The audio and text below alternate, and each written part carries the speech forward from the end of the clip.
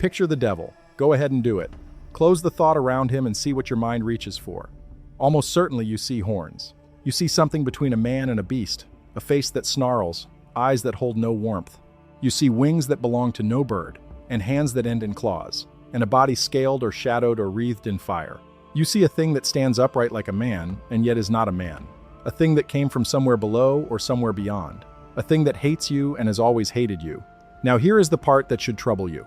That image, the one that just formed behind your eyes, is far older than the Bible. It is older than the Gospels that name the tempter in the wilderness. It is older than the prophets who wrote of the fallen morning star.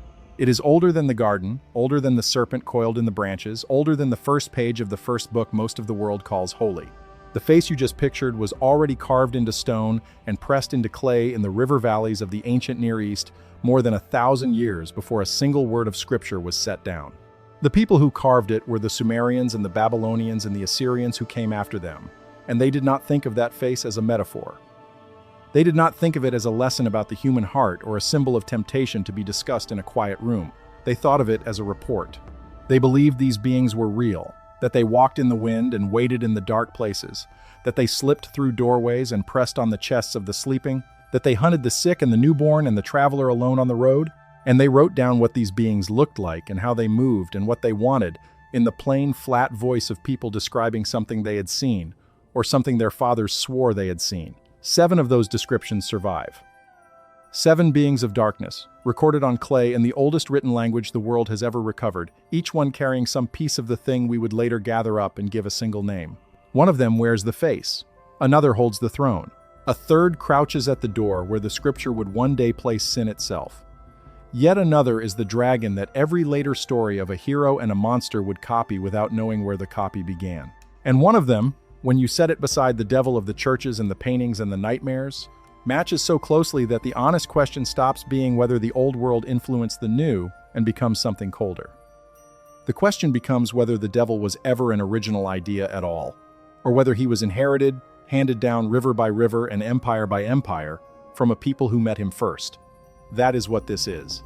7 Sumerian and Mesopotamian descriptions of the being we now call the devil, each one older than the book that made him famous, laid out one at a time, examined for what it got right and what it got wrong, and ranked against the figure we think we know. At the end of it, we will name the one that comes closest, and the answer is not the one you would guess. Before we go down into that dark, you should understand what kind of world these descriptions came out of, because the world explains the fear, and the fear explains the face. The land was flat and hot and threaded by 2 great rivers, the one the later world would call the Tigris and the one it would call the Euphrates. Between them, the first true cities on earth rose out of the mud, cities with names like Eridu and Uruk and Ur and Nippur and Lagash, cities with temples that climbed toward the sky and stepped mountains of brick because the people believed the gods lived up there and had to be reached. This was Sumer, and by the time its scribes were old, the civilization was already ancient, already looking back on its own beginnings the way we look back on Rome. These people counted the stars and predicted the movements of the planets. They divided the circle into 360 parts and the hour into 60 minutes. And we still use their arithmetic every time we look at a clock. They wrote poems and laws and love songs and tax records and letters complaining about the quality of copper. They were not primitives fumbling in the dark. They were a people at the height of a long and brilliant culture, and that is exactly why their fear matters. When people this capable and this clear-eyed tell you again and again that the dark is full of things that want to hurt you, it is worth asking what they thought they were describing. Above everything in their world stood the great gods, the ones the Sumerians called by one name and the later Akkadians and Babylonians called by another. There was An, the sky, the oldest and most distant. There was Enlil, the storm, the lord of the air, whose word could not be turned aside.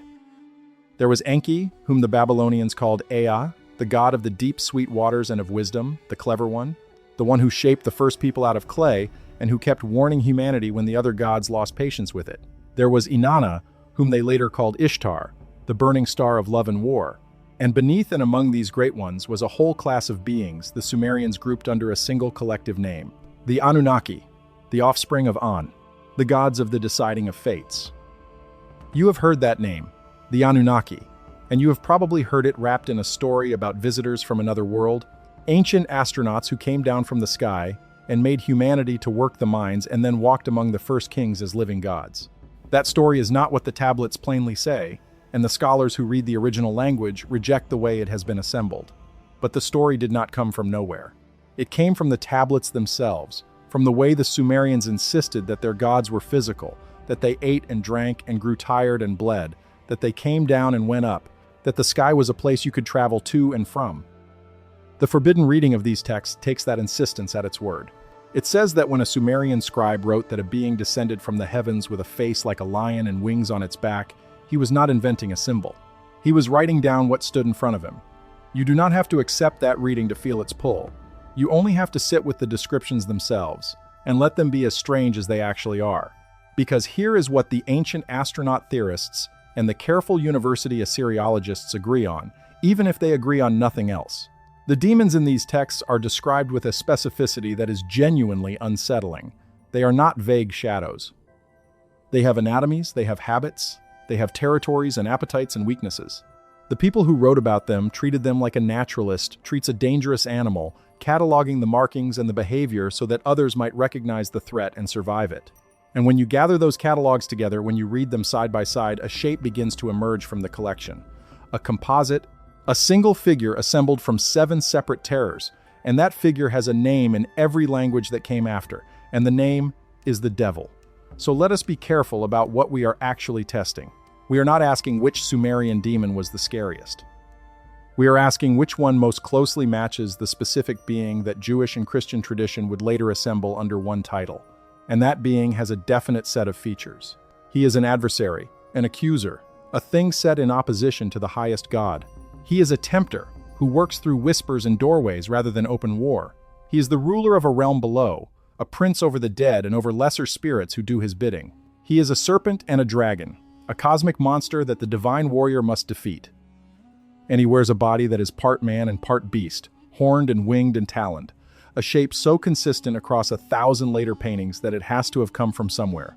5 features: adversary, tempter at the threshold, prince of the dead, cosmic dragon, and the face. Keep those 5 in your mind, because we are about to hold each of the 7 up against them, and the one that lights up the most of them is the one that wins.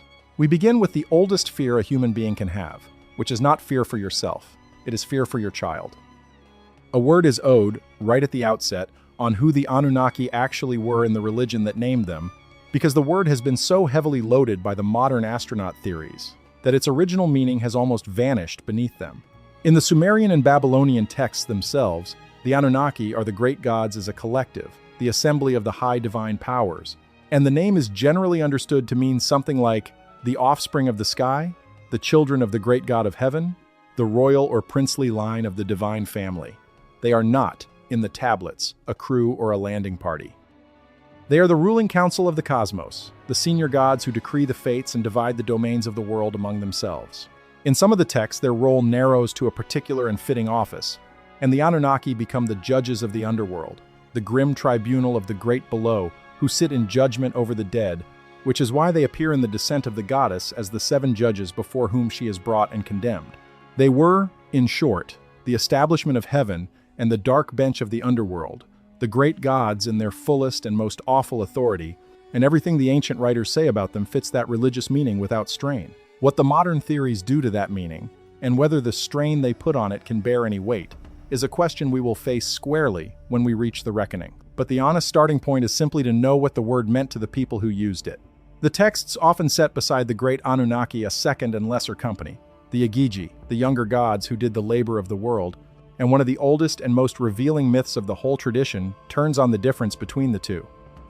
In that myth, the lesser gods, worn down by the endless toil of digging the rivers and working the ground for their senior masters, rise up in revolt, laying down their tools and surrounding the house of the chief god in the night, refusing to labor any longer.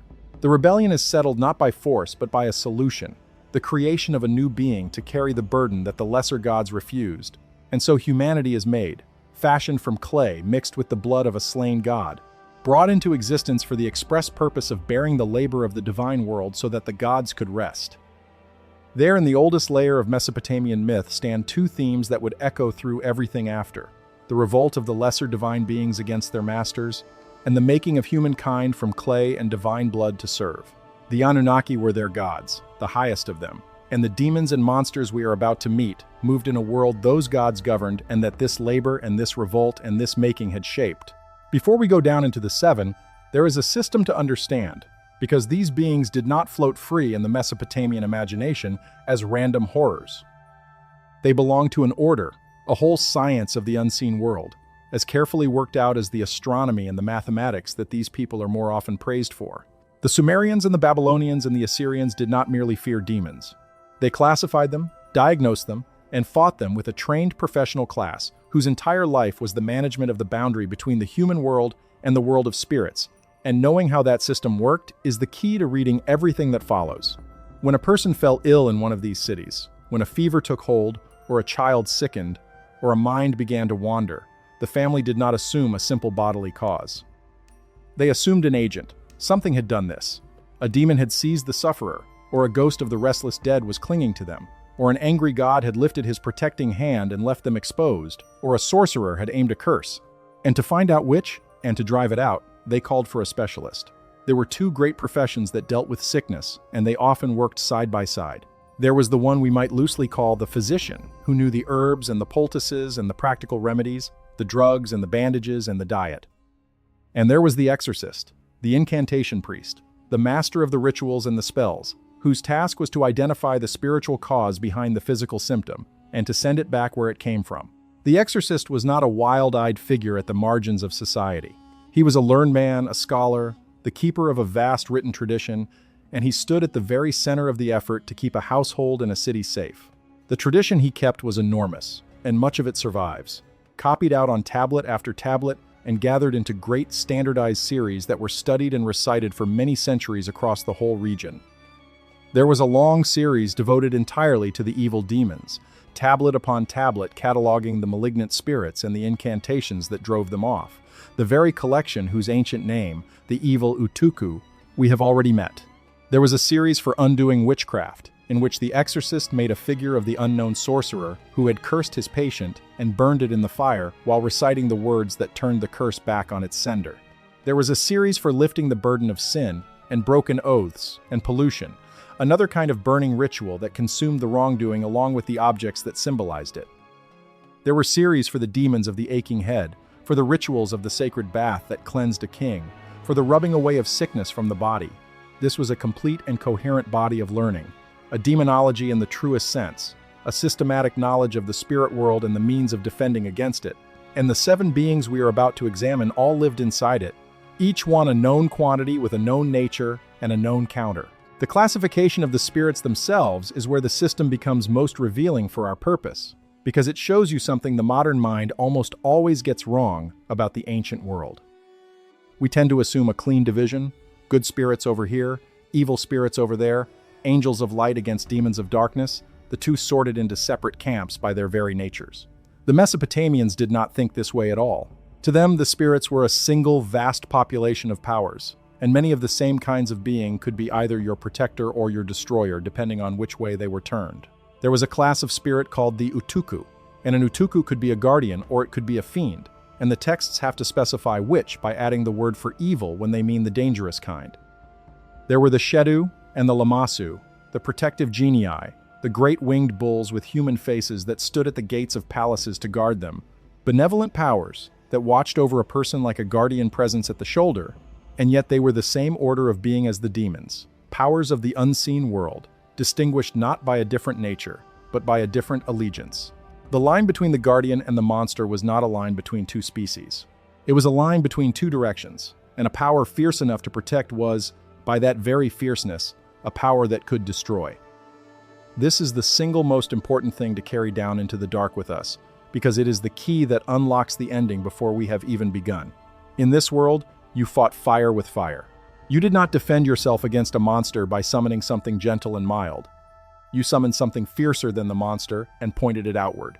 The guardian at the gate was terrible on purpose, because only the terrible could turn away the terrible. The protective figurines that the exorcists buried beneath the floors and the thresholds, ranks of them pressed into the earth to guard the house, were not images of kindly angels. Some of them were images of snarling monsters and fierce hybrid beasts, and the very demons the household most feared, set there deliberately to fight their own kind. Among the figures buried for protection were the sages of the deep, part man and part fish, the ancient bringers of wisdom, and beside them were fierce dogs and roaring guardian beasts, and horned and taloned things, whose whole job was to be frightening enough to scare off the things that frightened the family. The people of these cities understood, in a way we have almost entirely lost, that safety is not the opposite of ferocity, but a use of it, and that the face you most want standing between you and the dark is not a gentle face at all. It is the most frightening face you can find, turned outward. Hold that. We are going to need it at the very end when we discover whose frightening face we have been calling the devil. There is a final detail in the system worth marking before we descend, because it will echo through the whole account and connect to something in the Bible you would never expect. The Mesopotamian demons did not stay in Mesopotamia. When their civilization fell and their language died, the beings themselves lived on, carried into the traditions of the peoples who inherited that part of the world, and often carried in through a single revealing move, the demotion of a foreign power into a demon. The protective spirit called the Shedu, the benevolent guardian genius of the Mesopotamian household, survives in the Hebrew scriptures, but it does not survive as a guardian. It survives as a word for demon, in passages that condemn the people for sacrificing to the Shedim, the demons, the false powers of the nations. The very same being that stood guard as a benevolent genius in Babylon became, a few hundred miles and a few hundred years away, a word for the dark spirits that the faithful were forbidden to serve. The guardian became the demon by crossing a border, and if a whole class of protective spirits could be demoted into demons simply by being inherited by a new and different tradition, then you already know, before we have examined a single one of the seven, that the same thing could happen to a face. In the cities of Sumer, a woman who was carrying a child slept with a piece of stone or clay pressed against her body, tied at the wrist or hung at the throat or set into the wall above the bed. On that stone was carved a figure, and the figure was a nightmare.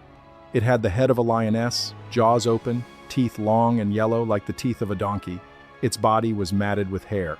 Its feet were the talons of a bird of prey, and in each hand it gripped a writhing snake. Sometimes it was shown kneeling on the back of a donkey that floated on a small boat, crossing a black river, and at its breast it suckled not a child but a dog and a pig.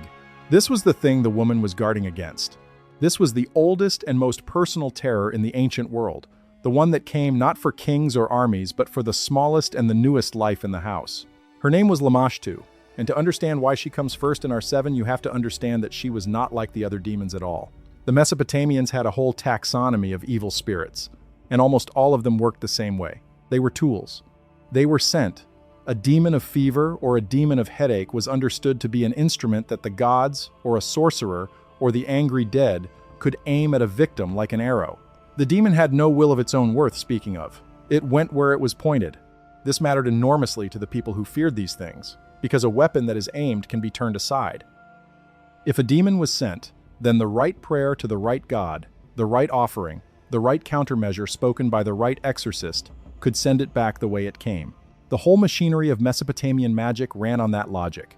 Find who aimed the thing, and unmake the aiming. Lamashtu broke the logic. She was not sent by anyone.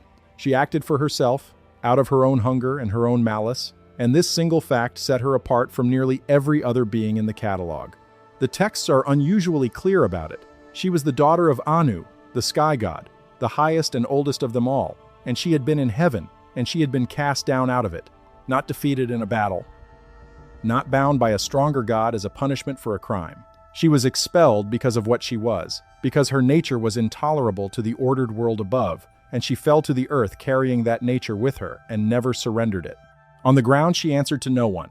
The gods did not command her. They could barely contain her. She chose her own victims and hunted them by her own decision, and there was no sorcerer behind her to expose and no master to appeal to. There was only her, and her appetite, and the thin line of charms and prayers the living put between her and the cradle. Sit with that for a moment, because you have heard this shape of story before, only later and in a different book. A being that dwelt in heaven near the highest God, a being cast down to the earth, a being that, once fallen, does not repent and does not serve, but continues in its own malice by its own choice, hunting the vulnerable, hated by heaven and beyond heaven's easy reach. That is the architecture of the fallen one, the rebel spirit, the adversary who was once on high and is now below.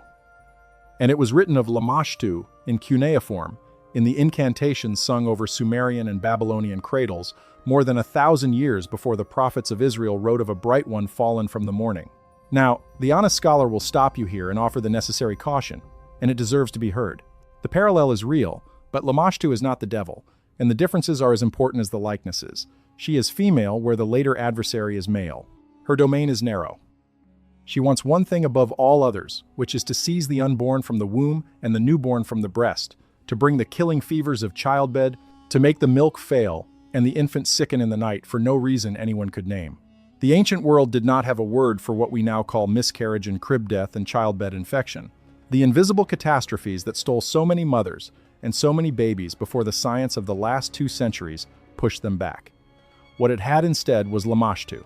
She was the name they gave to the empty cradle, and a being whose whole self is bent toward that one horror is not yet the vast cosmic enemy of all creation. She is something more specific and, in her way, more intimate. But here is where the forbidden reading of these tablets does its work, and here is why it will not simply go away no matter how many times it is dismissed. Read the Lamashtu texts not as folklore, but as the fearful anthropologists among the ancient astronaut theorists read them, as a description of a physical being encountered and recorded, and a different picture forms. They point to the specificity again: the lioness head, the bird talons, the donkey teeth, the hairy body.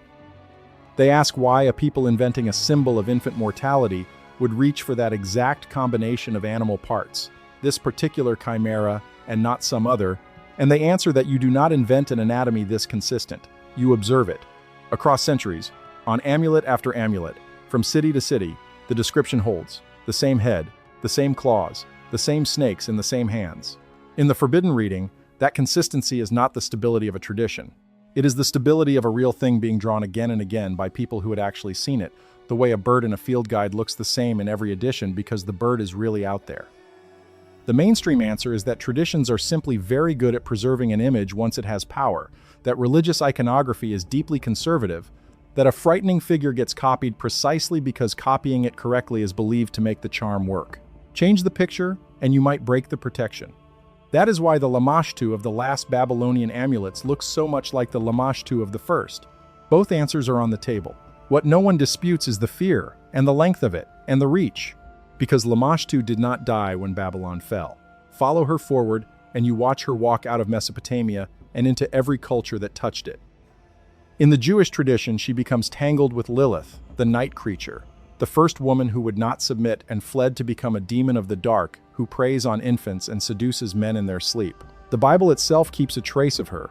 In the book of the prophet Isaiah, in a passage about a land laid waste and given over to wild things and desert spirits, the night creature settles down and finds rest. And the older name behind that night creature reaches all the way back to the Mesopotamian demoness of the dark. Travel west and she becomes the Greek Lamia, a queen-turned-monster who devours children, and the Gelo, the spirit blamed for the deaths of the young, and later the Striga and the Strega, the night witch of Roman and medieval Europe who flies in the dark and drinks the blood of the sleeping. The child-stealing night demon is one of the most durable figures in the entire human imagination, and every version of her in the Western world runs back through a single door, and on the far side of that door, older than all of them, kneels Lamashtu on the back of her donkey. So how did the ancient world fight a being that no god would command and no sorcerer had sent? This is where the story turns, and where it plants a seed we will not harvest until the very end, so mark it well. Against Lamashtu, the people of Mesopotamia did something that should feel deeply strange to anyone raised on a tidy division between good spirits and evil ones. They did not pray to a kind protector. They summoned a monster to fight a monster. They called on a second demon, a being every bit as hideous as Lamashtu, a creature of the wind and the fever and the plague, and they set him against her like a dog against a wolf. His image was carved on the very amulets, meant to guard the pregnant and the newborn. On the most famous of these objects, a bronze plaque crowded with the spirits of the underworld, Lamashtu is shown being driven back down into the dark, and looming over the top edge of the whole scene, peering down at her with a snarling animal face, is her enemy. His head alone was cast in bronze and hung in doorways to turn her away. His name was Pazuzu. Hold that name. Hold it the way you held the 5 features. Because the being the ancient world trusted to protect its children from the oldest evil was itself one of our 7. And when we reach the end and ask which of these terrors most resembles the devil we picture, we are going to find that the answer was standing guard over the cradle the whole time, wearing the face we thought belonged to the enemy and not to the guard. The people of Sumer and Babylon lived comfortably with that contradiction. A monster on your side is still a monster. The line they drew was not between beautiful and hideous, or between human and beast. It was between the thing that hunts you and the thing that hunts the thing that hunts you, and both of them had horns. Set Lamashtu against our 5, then, and score her honestly. Is she an adversary cast down from heaven, malicious of her own will, beyond the easy command of the highest God? Yes, strikingly so. And that is the trait that earns her the opening place and makes her more than a footnote. She carries the fall. She carries the autonomy, the refusal, the choosing of her own evil. And those are the deep bones of the devil we would later assemble. Does she tempt at the threshold? Work by whisper and doorway? Only partly. She invades the home and slips through the openings of the house. But she comes as a predator, not a seducer. She does not offer a bargain or a fruit. She takes. Does she rule the realm of the dead? No. She comes up out of it and is driven back down into it, but the throne there belongs to others. Is she the cosmic dragon, the great serpent the warrior god must slay to make the world? No, though the snakes never leave her hands. And does she wear the face, the specific horned and taloned shape that would become the devil of the paintings? She wears a face like it, beast-headed and clawed and terrible, but it is not the one that would be copied down the centuries into every church and every fever dream. That face belongs to her guardian and enemy, and we will come to him. One of 5, then, and one of them profoundly. Lamashtu gives us the fall and the freedom, the being that was above and chose to be below. And that is no small thing to find at the very bottom of the record, older than almost everything. She is where the devil begins to have a biography. But she is a beginning, not an arrival. And to move toward the arrival, we have to leave the cradle and go out to the edge of the ordered world, to the wild places at the rim of the map, where the Sumerians believed a different kind of enemy waited. Not a hunter of children this time. A thing of pure chaos. A mountain that walked. A monster so vast that stopping it required the greatest of the young gods to go out with a weapon that could split stone. And even then, it was a near thing. It is worth lingering on how the ancient world actually pictured the child stealer, because the image they made of her is as precise and as consistent as any in their whole demonology, and every detail of it carries meaning that feeds directly into everything that follows. On the amulets and the bronze plaques that survive, Lamashtu is a nightmare assembled with care. She has the snarling head of a lioness or a savage dog, her mouth open, her teeth bared. Her body is often shown hairy and gaunt.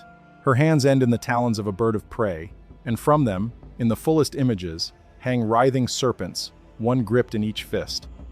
She kneels or stands upon the back of a donkey, or she rides in a small boat, and at her breasts she suckles, not a human child, but animals. A dog at one and a pig or a young piglet at the other, a grotesque inversion of the nursing mother that turns the very image of nurture into an image of horror. She is the mother turned inside out, the giver of milk who brings death, the one who comes to the birthing room not to help but to seize. Every element of that picture was meaningful to the people who made it. The donkey she rides and the boat she sails were the means of her removal, because the whole aim of the ritual against her was not to destroy her, which could not be done to a daughter of the highest God, but to send her away, to provision her for a journey and set her upon it and drive her back down to the underworld where she belonged. The exorcists made small models of a donkey and loaded it with provisions and little gifts, a lunch for the road and trinkets to please her, and they set her image upon the boat and pushed it out onto the river to carry her off downstream. Exactly the ritual of the substitute sent away on the water that we have seen was the heart of the exorcist's craft. She was not killed. She was bribed and provisioned and shipped back to the dark, floating away down the river with her donkey and her lunch, and the amulet on the wall and the figure at the throat were there to make sure she kept going and did not turn back. And why could she not simply be commanded and destroyed like a lesser spirit? Because of who she was, and this is the detail that makes her the true beginning of our whole search. Lamashtu was not a mere demon conjured from the underworld or bred from disease. She was the daughter of the sky god himself, of the highest god of the heavens, a being of divine birth who had been in heaven and had been cast out of it for her cruelty, and who therefore acted on the earth not as a servant sent by higher powers but on her own divine authority, doing what she wished because she wished it.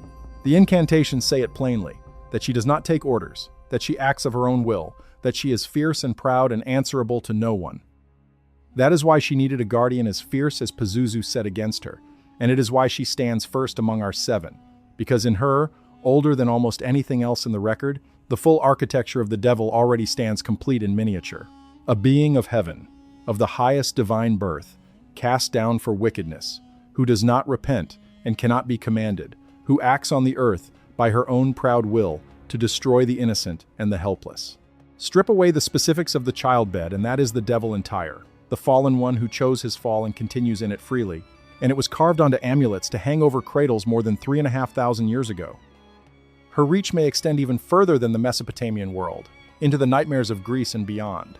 There is a figure in Greek legend, a child-devouring female demon, once a queen who lost her own children and became a monster that preyed on the children of others, whose very name has been thought by some to echo the name of the Mesopotamian child stealer, carried west along the same long roads that carried so much else out of the land between the rivers. Whether the names are truly connected or only resemble one another, the type is the same. The beautiful and terrible female who turns the power of the mother into the power of death, and it appears again and again across the ancient Mediterranean world. Always a woman, always a threat to children, always a being who should have been a source of life and became instead a source of loss. The child stealer of Sumer was the first and the oldest and the most fully drawn of that terrible sisterhood, and she gave the growing image of the enemy the very first and deepest of its features, the fall from heaven and the free and unrepentant will to harm. Out past the last irrigated field, past the edge of the tamed and watered land, the Sumerians looked up at the mountains on the horizon and saw the border of the world. Beyond that line, the rivers had not been trained, the fields had not been cut, and the order that the gods and the kings had pressed onto the flat country gave way to something older and hostile. The mountains were where the wild things lived, and the wildest thing of all, the thing the mountains themselves seemed to have birthed, was a monster called a Sag. We know him from one of the great narrative poems of the ancient world, a long and vivid epic that modern scholars call Lugale after its opening words, and that others call the exploits of Ninurta. It is not a fragment. It is a full and coherent story, hundreds of lines long, copied and recopied for well over 1,000 years because the people who told it never tired of it, and at its center is a battle between a young god and a chaos monster that will feel familiar to anyone who has ever heard a story of a hero and a dragon, because this is one of the places that story was born. A Sag was born, the poem says, from the union of the sky and the earth, from on above and ki below, which means he was no minor imp aimed at a single sleeper in a single bed. He was a cosmic being, a child of the two oldest things there are, and what came out of that union was wrong. He was a sickness given a body. His very presence poisoned the world around him. The fish in the rivers boiled where he passed. The water turned foul. He grew so mighty and so proud that he set himself up as a king in the mountains, and the mountains loved him and made him their champion, and he took the stones themselves as his soldiers. An army of stone stood behind him, a host of hard and jagged warriors, and with that host he threatened to march down out of the high country and unmake the ordered lands below. This was not a hunter in the dark. This was an uprising against the whole arrangement of creation, a rebellion led by a monstrous king at the head of a legion, aimed straight at the seat of the great gods. The one who went out to stop him was Ninurta, the son of Enlil, the storm god, the divine warrior, the champion of the ordered world. He was young and strong, and he carried a weapon that could speak, a great mace named Sharur that flew and returned to his hand and talked to him like a living thing, and it was Sharur who first brought word of what was rising in the mountains. So Ninurta went up to make war on the monster, and here the poem does something that the later, cleaner versions of the hero and dragon story usually leave out, something that makes it older and stranger and more honest than its descendants. Ninurta, the great warrior god, looked upon a Sag and was afraid. He faltered. He turned to flee. The monster was so terrible that the champion of heaven lost his nerve and ran, and only the voice of his own weapon, Sharur flying back to him and steadying him and reminding him who he was and what he carried, turned him around and sent him back into the fight. Even the gods were nearly broken by this thing. That detail is worth holding, because a monster that can make a god run is a different order of enemy than a demon you drive off with a charm. Ninurta returned to the battle, and this time he did not falter. He raised a storm against the Stone King. He loosed a flood of weapons. He fought the monster and the monster's army of stone until at last he broke a Sag and cast him down. And the poem lingers on the aftermath the way these old archaeological stories always do, because for the Sumerians, a myth was never only a story. It was also an explanation of why the world is the shape it is. After the victory, Ninurta stood in judgment over the stones that had made up the monster's army, and he blessed some and cursed others. The stones that had stood against him he condemned to be common and worthless, to be crushed and trodden underfoot forever. The stones that had turned to his side, or that he chose to favor, he raised up and made precious and hard and useful, the stones that would be prized and carved and set in the crowns of kings. This is a Bronze Age people telling themselves why some rock is rubble and some rock is treasure, and folding that explanation into a tale of a god defeating chaos. Then Ninurta went further and set the whole watered world in order. He piled up a great barrier of stones to hold back the destroying waters that Asag's death had loosed, and he channeled the Tigris and set it flowing to bring life to the fields, and he made the land fruitful and safe. The monster of chaos is slain, and out of the slaying comes the ordered, irrigated, cultivated world that the Sumerians actually lived in. Their whole civilization, in the logic of the poem, stood on the corpse of a defeated chaos. Now let us ask why Asag belongs in a list of descriptions of the devil, because at first glance he seems to have nothing to do with the tempter and the accuser we set out to find. He is not subtle, he does not whisper, he offers no bargains and coils and no branches. He is a brute, a walking mountain, a mass of poison and stone. But look again at what he actually is beneath the description, and you find one of the most important pieces of the devil we will encounter anywhere in these 7. Asag is the cosmic adversary. He is chaos raised up as a king, evil organized into a kingdom with an army at its back, set in open war against the highest powers of heaven and against the order of creation itself. That is the shape of the great enemy. That is the war in heaven, the rebellion of a mighty being who will not submit, the uprising that the divine warrior must ride out to put down. The later traditions would fill that shape with a fallen angel leading a third of the host of heaven against the throne, and the shape they filled was already there, already ancient, already carved into Sumerian clay in the story of a stone king and his legion in the mountains. And there is a second gift that Asag gives us, one that will grow larger with every step we take toward the end.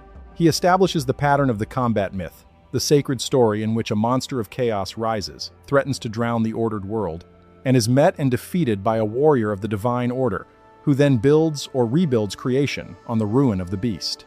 The scholars have a name for this pattern. They call it the Chaos Battle. And once you have the eye for it, you begin to see it everywhere in the ancient Near East, and everywhere it comes from the same soil. Ninurta against Asag is one of its oldest surviving forms. When we reach the 6th of our 7 and stand before Tiamat, the great dragon of the Salt Sea, we will be looking at the same pattern grown to its full and terrible height, the warrior god Marduk against the mother of monsters. And when we open the Hebrew scriptures and read of the Lord who split the sea and crushed the heads of the great dragon in the waters, who pierced the fleeing serpent, who will in the last days slay the twisting serpent that is in the sea, we will be looking at the very same pattern, one more time, inherited and transformed, the divine warrior against the chaos monster, the god against the dragon. Asag is where that lineage begins to be visible. He is the first draft of a story that the Bible would tell again, and the devil the Bible names as the great dragon, the ancient serpent, is standing at the far end of a road whose first paving stones are the shattered soldiers of a Sumerian monster in the hills. The forbidden reading of Lugail leans hard on the physical language of the poem, and it is worth hearing even if you do not follow it all the way. The theorists who see the Anunnaki as flesh and blood visitors read the battle with Asag not as a myth about the taming of nature, but as a garbled memory of a real war, a conflict between the sky beings and a terrestrial power, fought with weapons the ancient scribe could describe only through the images available to him. The mace that speaks and flies and returns becomes, in their reading, a piece of technology. The storm Ninurta raises, the flood of weapons, the barrier of stones that holds back a destroying water, all of it becomes for them the dim record of an actual event, a battle in the deep past between powers that the survivors could only call gods and monsters because they had no other words. The stones that Ninurta judges and sorts, some cursed and some exalted, become in the most extreme versions of this reading a memory of something extracted, sorted, and carried away. The Assyriologists who spend their lives with these tablets do not read it this way at all, and their reading is grounded and coherent and should be given its full weight. To them, Lugail is a masterwork of a very old and very human kind of thinking, in which the natural order is explained through the story of a god imposing it. The taming of the wild mountains, the harnessing of the destroying spring floods, the channeling of the great rivers that made agriculture possible, the sorting of the world into the useful and the useless, all of it is dramatized as a battle, because that is how the ancient mind made sense of the fact that the world is ordered but might not have been, that chaos is real and near and only barely held back. Asag is the flood that could drown the fields. Asag is the disease that could empty the city. He is everything that threatens the fragile human order, gathered into one monstrous body so that the god of order can be shown defeating it. And the disease reading is not a guess.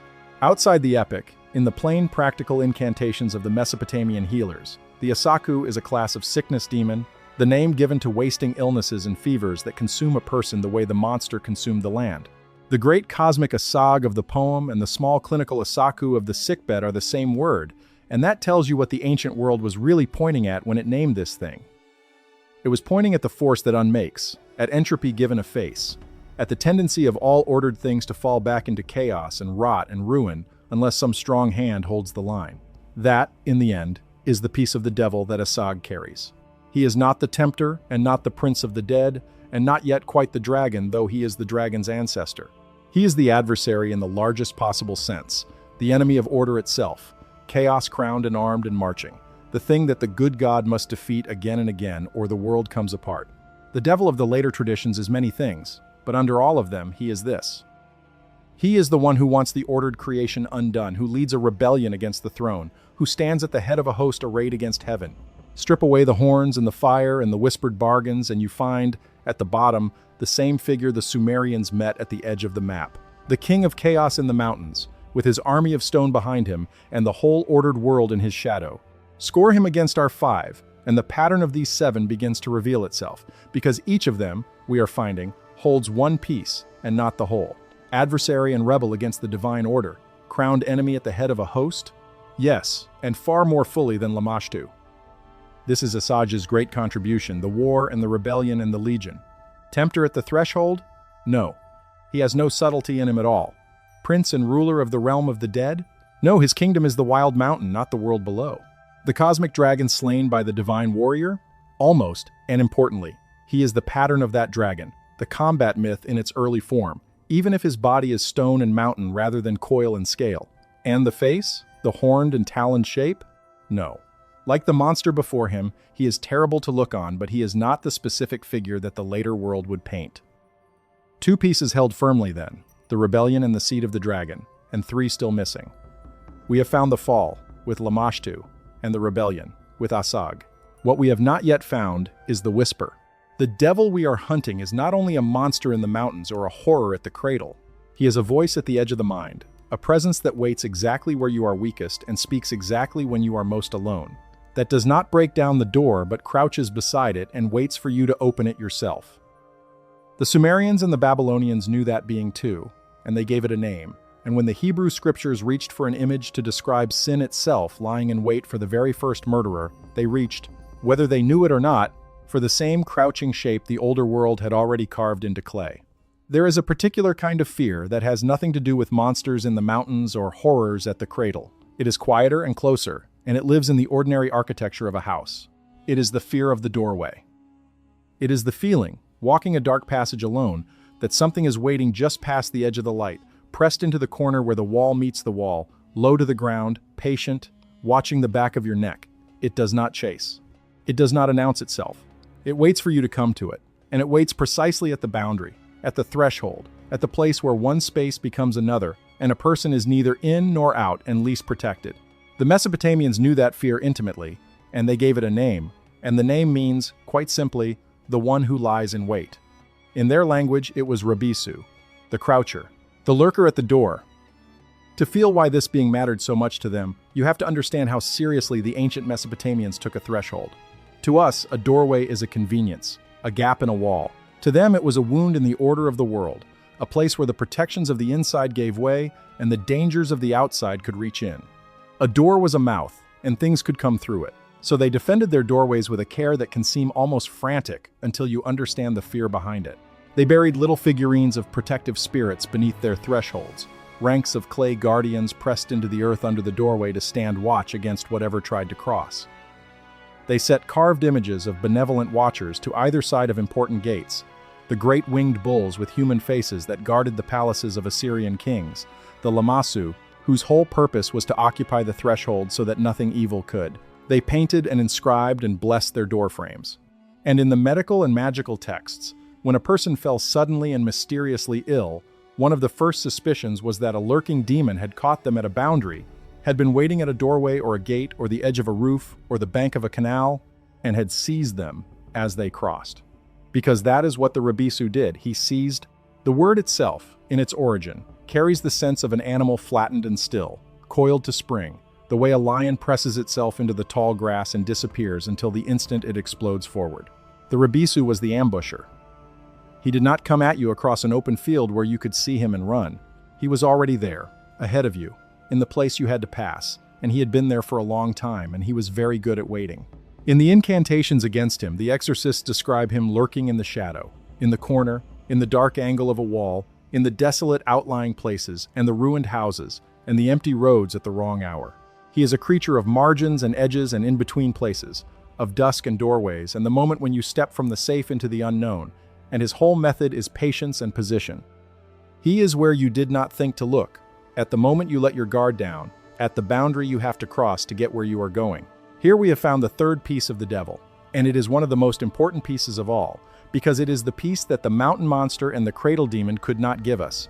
This is the devil, not as a brute and not as a predator of the young, but as a lurker, a waiter, an intelligence that understands weakness and understands timing and positions itself at the exact place and hour where a person is most exposed.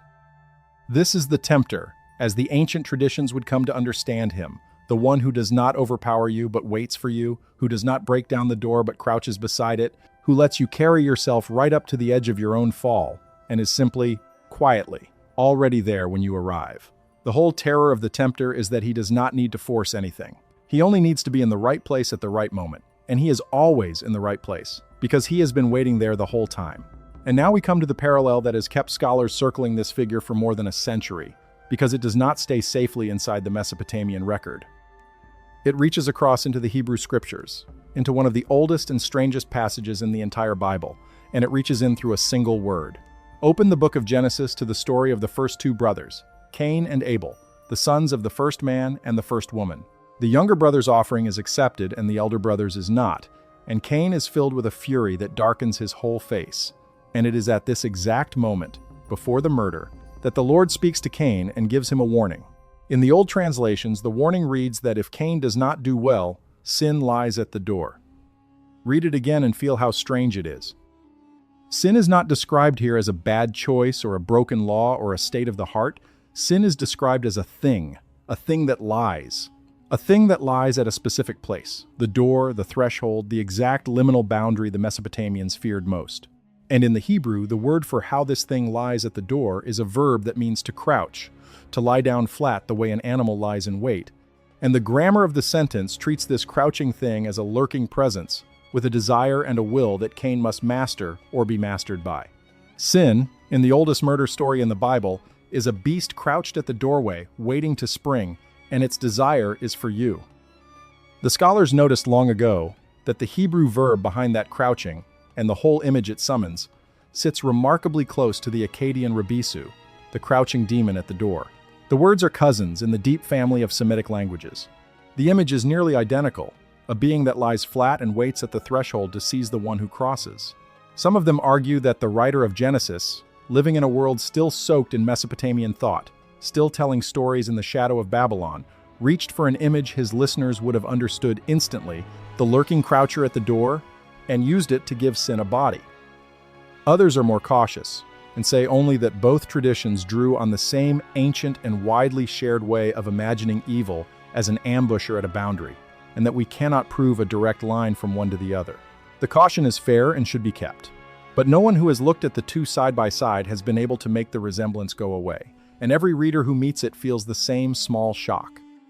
The devil of the Christian tradition, the one who prowls, in the words of a later apostle, like a roaring lion seeking someone to devour, the tempter who comes to a man at the end of 40 days in the wilderness when he is weakest and hungriest, the accuser who waits for the moment of exposure, that devil has an ancestor, and the ancestor is crouched in a doorway in Sumer and Babylon 1,000 years and more before the Gospels, flattened into the shadow, patient, positioned, waiting for you to cross. The forbidden reading of the lurker takes a different road, and it is worth walking a little way down it because of where it leads. The theorists who treat the Mesopotamian texts as records of contact rather than works of imagination notice something about the Rebisu that unsettles them. He has no fixed form. Unlike the cradle demon with her lioness head and her bird claws, unlike the mountain monster with his army of stone, the croucher is almost never described as he lurks, he waits, he seizes at the boundary. What he looks like is left blank, and into that blank the forbidden reading pours its own suspicion, which is that the ancients did not describe his form because they could not see it, that the Rabisu was the name they gave to a presence felt but not seen, an intelligence that watched them at the edges of their safe spaces and interfaced with them only at the thresholds, and that all the buried figurines and the guardian bulls at the gates were an ancient people's attempt to build a defense against something they knew was there and could not catch sight of. The elaborate machinery of doorway protection, in this reading, is not superstition. It is a security system, and you do not build a security system against nothing. The grounded answer to this is deep and old and, in its way, just as fascinating, and it does not require any watchers in the dark. Human beings across every culture on Earth, with no contact between them, have feared and ritualized the threshold. The doorway, the gate, the crossroads, the shoreline, the moment of dusk that is neither day nor night, the passage from one state of life to another, all of these boundary places carry a charge of danger in nearly every society that has ever been studied. We carry brides across the threshold. We hang iron above the door. We do not speak certain words at the crossroads. We bury the dead at the edge of the settlement and fear the ghost that lingers on the road between. The anthropologists who study this call it liminality, the special dread and power of the in-between, and they have shown that it arises naturally from the way the human mind organizes the world into safe insides and dangerous outsides. Wherever those categories meet, at the seam, the mind grows anxious, because at the seam the rules are unclear and the protections are thin. The Rabisu, in this reading, is that universal anxiety given a body and a name. He is not evidence of an unseen watcher. He is evidence that human beings everywhere feel the doorway as a place of exposure, and the Mesopotamians, being the great catalogers of fear that they were, simply named the feeling and drew a boundary demon to hold it. But notice what happens either way, whether you take the forbidden road or the grounded one. Either way, you arrive at a being defined not by how he looks, but by what he does and where he waits, and either way, that being is a near-perfect ancestor of the tempter. Because the tempter, in the tradition that would follow, is also strangely faceless. When the later scriptures describe the devil at work in the world, seducing and accusing and lying in wait, they rarely tell you what he looks like at all. The horns and the wings and the taloned feet, the visual devil, came later and from elsewhere, and we will find where. The working devil, the devil who actually operates on human beings, is like the Rabisu. He is a method, not a monster. He is patience and position and timing. He is the presence at the boundary of your resolve, at the threshold of your worst decision, crouched and waiting for the moment you are weakest, and he does not need a face to do his work. He only needs to be there when you cross, and he is always there when you cross. So the Rabisu gives us the third piece, and it is the piece that turns a collection of monsters into something that can genuinely be called an ancestor of the devil. Lamashtu gave us the fall, the being cast down from heaven who chooses her own evil. Asag gave us the rebellion, the crowned enemy of the ordered world at the head of a host. And now the Croucher gives us the whisper, the lurking intelligence at the threshold, the tempter who waits at the door of the heart for the moment of weakness, the beast whose desire is for you and that you must master or be mastered by. In the very words the Bible would later put in the mouth of God at the door of the first murderer. 3 pieces, and the figure is taking shape in the dark, and we are only halfway. Set the Croucher against our 5. Is he the adversary in rebellion against heaven? The crowned enemy at the head of an army? No. He works alone and in silence, and he has no crown and no cause beyond the seizing of whoever crosses his boundary. Is he the tempter and lurker at the threshold? The one who waits for weakness at the door? Yes. And more completely than anything we have met. So completely that the oldest murder story in the scriptures would borrow his very posture to describe sin itself. This is his gift, and it is a central one. Is he the prince and ruler of the dead? No, though he is a creature of desolate and deathly places. Is he the cosmic dragon slain by the divine warrior? No, there is nothing of the dragon in him. And does he wear the devil's face? No, and pointedly so, because he wears no face at all. And in his facelessness he is closer to the working devil, the tempter who needs no body, than any figure with horns could be.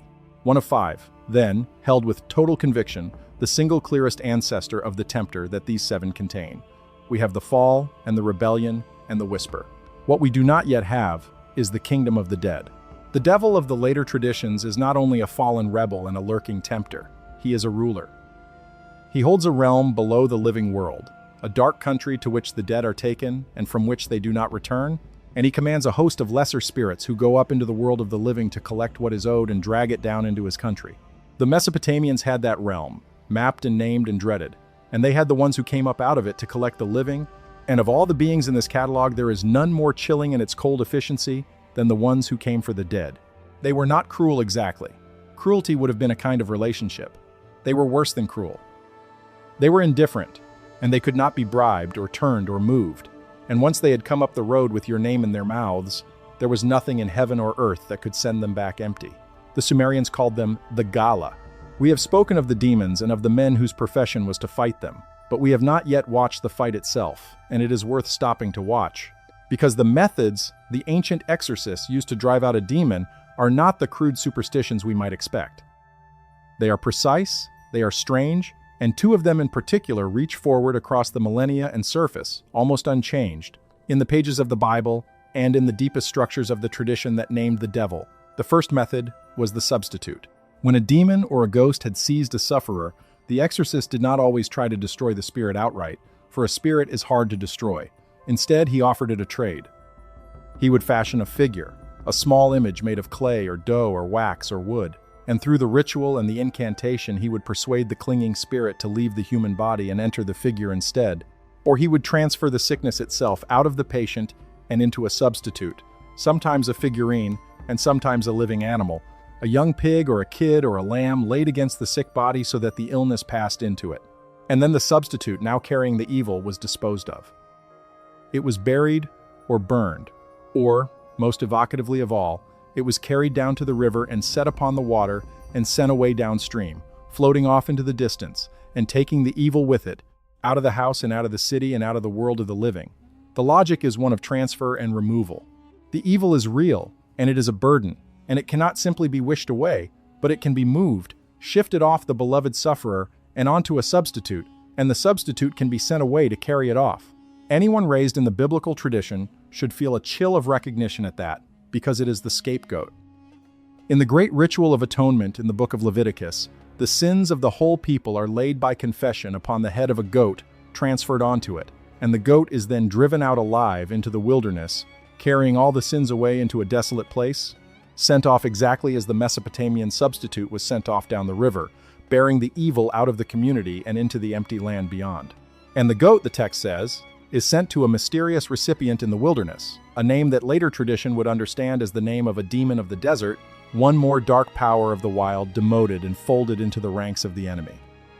The mechanism of transferring evil onto a substitute and expelling the substitute into the wilderness or the water, the mechanism at the heart of the most solemn ritual of biblical atonement, was already ancient and standard practice in the exorcist's craft of Mesopotamia, worked with clay figures and river water long before it was worked with a goat in a desert. The second method was the name, and this one goes to the very heart of everything we have been doing. The exorcists believed, with total conviction, that to know the true name of a spirit was to have power over it. A demon that could be named could be commanded, bound, and expelled, because the name was not a mere label but a handle on the being itself, a grip on its essence. And so the incantations are full of naming, full of the exorcist reciting the identities and the origins and the aspects of the demon he faced, listing what it was and where it came from and what it was called, precisely in order to master it. To name the thing was to seize it. To speak its name aloud with authority was to take control of it and force it out. The whole science of the incantation priest rested on the conviction that the named demon is a defeated demon, that knowledge of the name is power over the named. Hold that belief in your mind and turn to one of the most famous exorcisms in the Gospels, the one where a man is possessed by a multitude of unclean spirits, and watch what happens, because it is the Mesopotamian logic exactly. The first thing that passes between the exorcist and the possessing spirit is a demand for the name. What is your name? And the demon answers with a name that is also a number and a horror, that its name is Legion, for they are many, a whole army of spirits in one man. The demand for the name comes first, before the expulsion, because in the deep tradition that this scene inherits, the name is the handle, the name is the power, and once the name is known and spoken, the spirits can be commanded and cast out. And the answer, Legion, we are many, the horde of unclean spirits crowded into a single soul, is the direct descendant of the incantation's ancient refrain, that they are seven, that they are many, the malignant band of spirits that swarms and possesses. The confrontation between the exorcist and the many spirits, the demand for the name as the first move of the fight, the casting out of the horde, all of it is the Mesopotamian exorcist's craft, carried down the long river of the tradition and surfacing in the gospel with its deep structure intact. So even the fight against the devil, even the method of driving out his lesser spirits, Even the ritual machinery of naming and substitution and expulsion was inherited from the world of the seven, the world of the clay figurines set upon the river, and the incantation priest reciting the names of the dark. When we picture the devil, we picture Pazuzu. When the Bible fights his demons, it fights them with the weapons forged in Sumer and Babylon and Assyria, the name that masters and the substitute that carries the evil away. The inheritance is not only in the face of the enemy, it is in the very shape of the battle against him.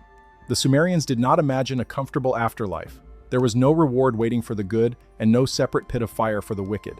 There was only one place the dead went, a single vast country beneath the earth that they called the Kur, the great below, the land of no return, and it was the same for everyone. The Babylonians called it Irkalla. It was a house of dust and darkness where the dead sat in gloom, where they ate clay and drank from muddy pools, where the light of the living sun never reached and the only food was what the living remembered to send down. Kings went there and beggars went there, and there was little to choose between them once they arrived. Over this dim country ruled a dread queen and later a dread king, and between that throne and the world of the living ran a road. And up and down that road traveled the ones whose whole existence was the enforcement of the border between the dead and the living. They were the Gala, and they are the coldest thing in all of these seven, because there is nothing in them to appeal to at all. We meet them most vividly in one of the greatest poems the ancient world produced, the story of how the goddess Inanna went down into the land of the dead and what it cost her to come back. Inanna, the burning star, the goddess of love and war, the most alive of all the gods, decided to descend into the great below, into the domain of her elder sister Ereshkigal, the queen of the dead. She passed through 7 gates, and at each gate the gatekeeper stripped from her one piece of her power and her adornment, her crown, her jewels, her robe, until she stood naked and stripped of everything before the throne of her sister, and there she was struck down and killed and hung on a hook on the wall like a piece of meat, a corpse among corpses, and the most living of the gods became a thing rotting in the dark. She was rescued. But the rescue is the part that matters for us, because the law of the great below is absolute, and it is the same law that would echo through every later vision of the underworld. No one leaves. The land of no return keeps what it takes. The wise god Enki, who so often stands between humanity and disaster in these stories, contrived a way to bring Inanna back to life and lead her up out of the dark. But the powers of the underworld would not simply let her go for nothing. The law demanded a price. If Inanna was to leave the land of the dead, then someone had to take her place, a life for a life. And to make sure the price was paid, the underworld sent an escort up the road with her, back into the world of the living, to watch her and to wait until she chose the one who would go down in her stead. That escort was the Gala. Listen to how the poem describes them, because the description is one of the most quietly terrifying passages in ancient literature, and it works not by piling on horror but by stripping everything human away. The Gala who climbed up out of the earth beside the returning goddess knew no food. They knew no drink. They ate no offering of flour and accepted no libation of water. They took no gift, and no bribe could move them, because they wanted nothing that a living being could give. They knew nothing of the sweetness of a wife's embrace, and nothing of the love of children. They had no children of their own to soften them, and no hunger a person could satisfy, and no pleasure a person could offer. The poem says that they were the ones who tear the wife from the arms of the husband, who tear the child from the knee of the father, who snatch the bride from her wedding. They did this without anger and without appetite, because anger and appetite are things you can work with, things that make a being reachable. The Gala were not reachable. They were the pure, incorruptible machinery of death, walking up the road with a name to collect, and everything that makes a person, hunger and love and the capacity to be moved, had been left out of them entirely, so that nothing could turn them from the collection. This is a new piece of the devil, and once you see it, you cannot unsee it, because it runs straight through into the deepest images of the world below that the later traditions would build. Here at last is the realm of the dead, as a kingdom with a border and a law, a place ruled by a dark power to which every human being is eventually taken, and from which none return without a price. And here are the agents of that kingdom, the host of pitiless spirits who come up into the world of the living to seize the appointed and drag them down, who cannot be bribed or bargained with or turned aside, who tear a soul from the arms of everyone who loves it and carry it into the dark. Strip the later imagery of hell down to its skeleton and you find exactly this, a prince over a realm of the dead. A host of demons who serve him and who ascend to collect the living and haul them below, a law of no return. The devil of the medieval imagination sits enthroned in a pit, and sends his lesser devils up into the world to gather souls and drag them screaming down to his country. And the shape of that whole system, the kingdom and the king and the collecting host and the road between, was standing complete in the Sumerian imagination more than 1,000 years before, and the collecting host had a name, and the name was the Gala. They took Dumuzid in the end, the shepherd, Inanna's own husband. When the goddess returned to her city and found that her young husband had not mourned her, had sat in fine robes on her throne enjoying his power while she rotted on a hook in the dark, her love turned in an instant to fury, and she fixed on him the eye of death and gave him to the Gala as her substitute. They ran him down. He fled and prayed and was changed into a snake and fled again, and they hunted him without rest and without mercy, because that is the one thing the Gala do, and in the end they seized him and dragged him down into the great below to take the place of the goddess, so that the law of the land of no return would be satisfied and a life would be paid for a life. A bargain sealed, a substitute taken, an innocent dragged down into the dark so that another could return to the light. If some part of that arrangement stirs an echo in you, if the shape of a life given as a price to ransom another from death rings against a much later and more famous story, you are not imagining the resonance. These are the oldest currents in the religious imagination of that whole part of the world, the ransom and the substitute and the descent and the return, and they were already running strong in Sumer when they carved the descent of Inanna, and the ones who enforced the price, the ones who came up to collect and would not be denied, were the Gala. The number of them matters, and it is a number we are going to meet again and again before we are done, so let it settle in now. When the incantation texts and the myths count the Gala and the evil spirits that swarm up out of the great below, they count them very often in sevens. 7 of them, born together, marching together, a single band of destroyers who move as one body. The Mesopotamians had a whole class of these grouped 7 spirits, the evil ones that the exorcists fought in the great incantation series devoted entirely to them, a collection of tablets modern scholars call by its Akkadian name, the Utuku Lemnutu, the evil demons. In those texts, the 7 are described as a storm, as a flood, as agents of destruction who know no mercy and serve the powers below, who are neither male nor female, who slip through every barrier because they are not really individuals at all, but a single dreadful force wearing 7 bodies. They rage through the land. They spare no one. They are the messengers of the underworld and the heralds of plague and death, and they come up in a band of 7. Carry that band of 7 forward into the pages of the Gospels, and something clicks into place with an almost audible sound. When a later teacher walks the shores of a lake in a country that had lived under the shadow of Babylon and been carried into exile there and come home still soaked in its imagery, he meets a man tormented by an unclean spirit, and he asks the spirit its name, and the spirit answers with a line that has echoed ever since. "My name is Legion," it says, "for we are many, many spirits, one voice, a host wearing a single body, or a single force wearing many." The idea that the powers of darkness come not as one enemy but as a swarm, a band, a legion of lesser spirits under a darker lord, that idea has a long taproot, and it goes down through the grouped demons of Mesopotamia, the 7 who are one, the Gala who came up out of the great below in a band to collect the living, indifferent and incorruptible and impossible to turn. The devil of the later world is never alone. He commands. He has a host, and the host was first counted in the 7s of Sumer. The forbidden reading of the Gala is bleak and strange, and it fastens onto exactly the trait that makes them so unnerving, their total lack of appetite and emotion. The theorists who look for non-human intelligences in these texts point out that almost every other being in the Mesopotamian catalog is understandable in human terms. The cradle demon hungers. The mountain monster rages and takes pride. The lurker waits with something like patience. But the Gala are described precisely by the absence of all of that. No hunger, no love, no pleasure, no anger. No capacity to be moved by anything a living being could offer. In the forbidden reading, this is not a poetic way of saying merciless. It is a literal description of something genuinely not human, an intelligence without biology, without the drives and needs that shape every living mind we know, a cold executing function that collects and carries and cannot be reasoned with because there is nothing inside it to reason with.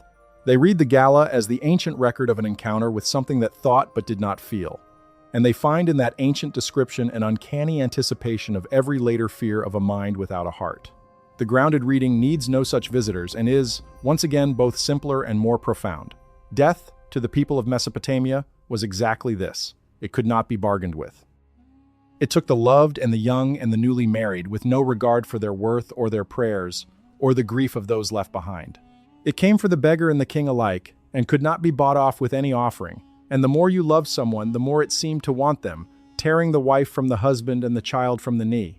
The gala or death seen clearly and without comfort, personified as a band of collectors precisely because that is the only way the human mind can hold something so vast and so indifferent, by giving it a face and a name and a number so that it becomes an enemy you can at least picture, even if you can never defeat it. The incorruptibility that the forbidden reading takes as evidence of an alien mind is, in the grounded reading, simply the truth about death that every human being eventually learns. It does not want what you have.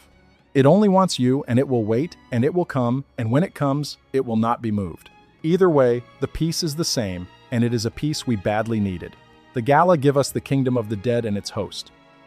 They give us the realm below with its border and its absolute law.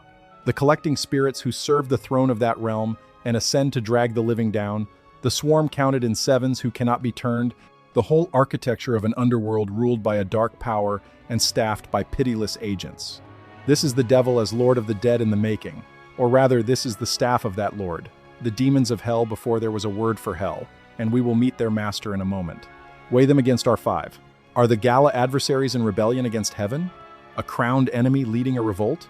No, they are not rebels at all. They are agents, functionaries, the loyal and pitiless civil service of the world below, and that is a different thing from the great adversary, though the host they form will one day be handed over to him. Are they tempters and lurkers at the threshold, waiting for weakness? Only in the thinnest sense. They cross thresholds to seize, but they do not tempt, they collect, and the name is already written before they climb the road. Are they the servants and enforcers of the realm of the dead, the host that drags the living below? Yes, entirely and definitively. And this is their gift, the peace none of the others could give, the kingdom and its collecting legion. Are they the cosmic dragon slain by the divine warrior? No. And do they wear the devil's face? No. And once again pointedly so, for they are described as faceless and sexless and interchangeable, less a body than a function. One of five, held with certainty, and the peace they hold, the host of the underworld, joins to the pieces we already have, and the figure grows darker and more complete. But a host implies a throne. A collecting legion implies someone who sends it, and someone to whom it brings its harvest. The Gala serve, and the one they serve, the power seated at the bottom of the great below with the whole country of the dead beneath his hand and every demon of the underworld at his command, is the closest thing the Mesopotamian world had to a lord of hell. He was a god, not a demon, which will matter enormously when we come to weigh him. He was worshipped in his own cities with his own temples and his own priests.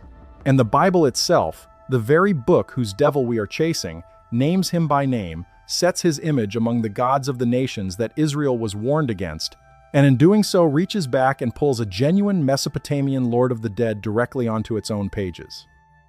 His name was Nergal. Every kingdom needs a king, and the kingdom of the dead was no exception.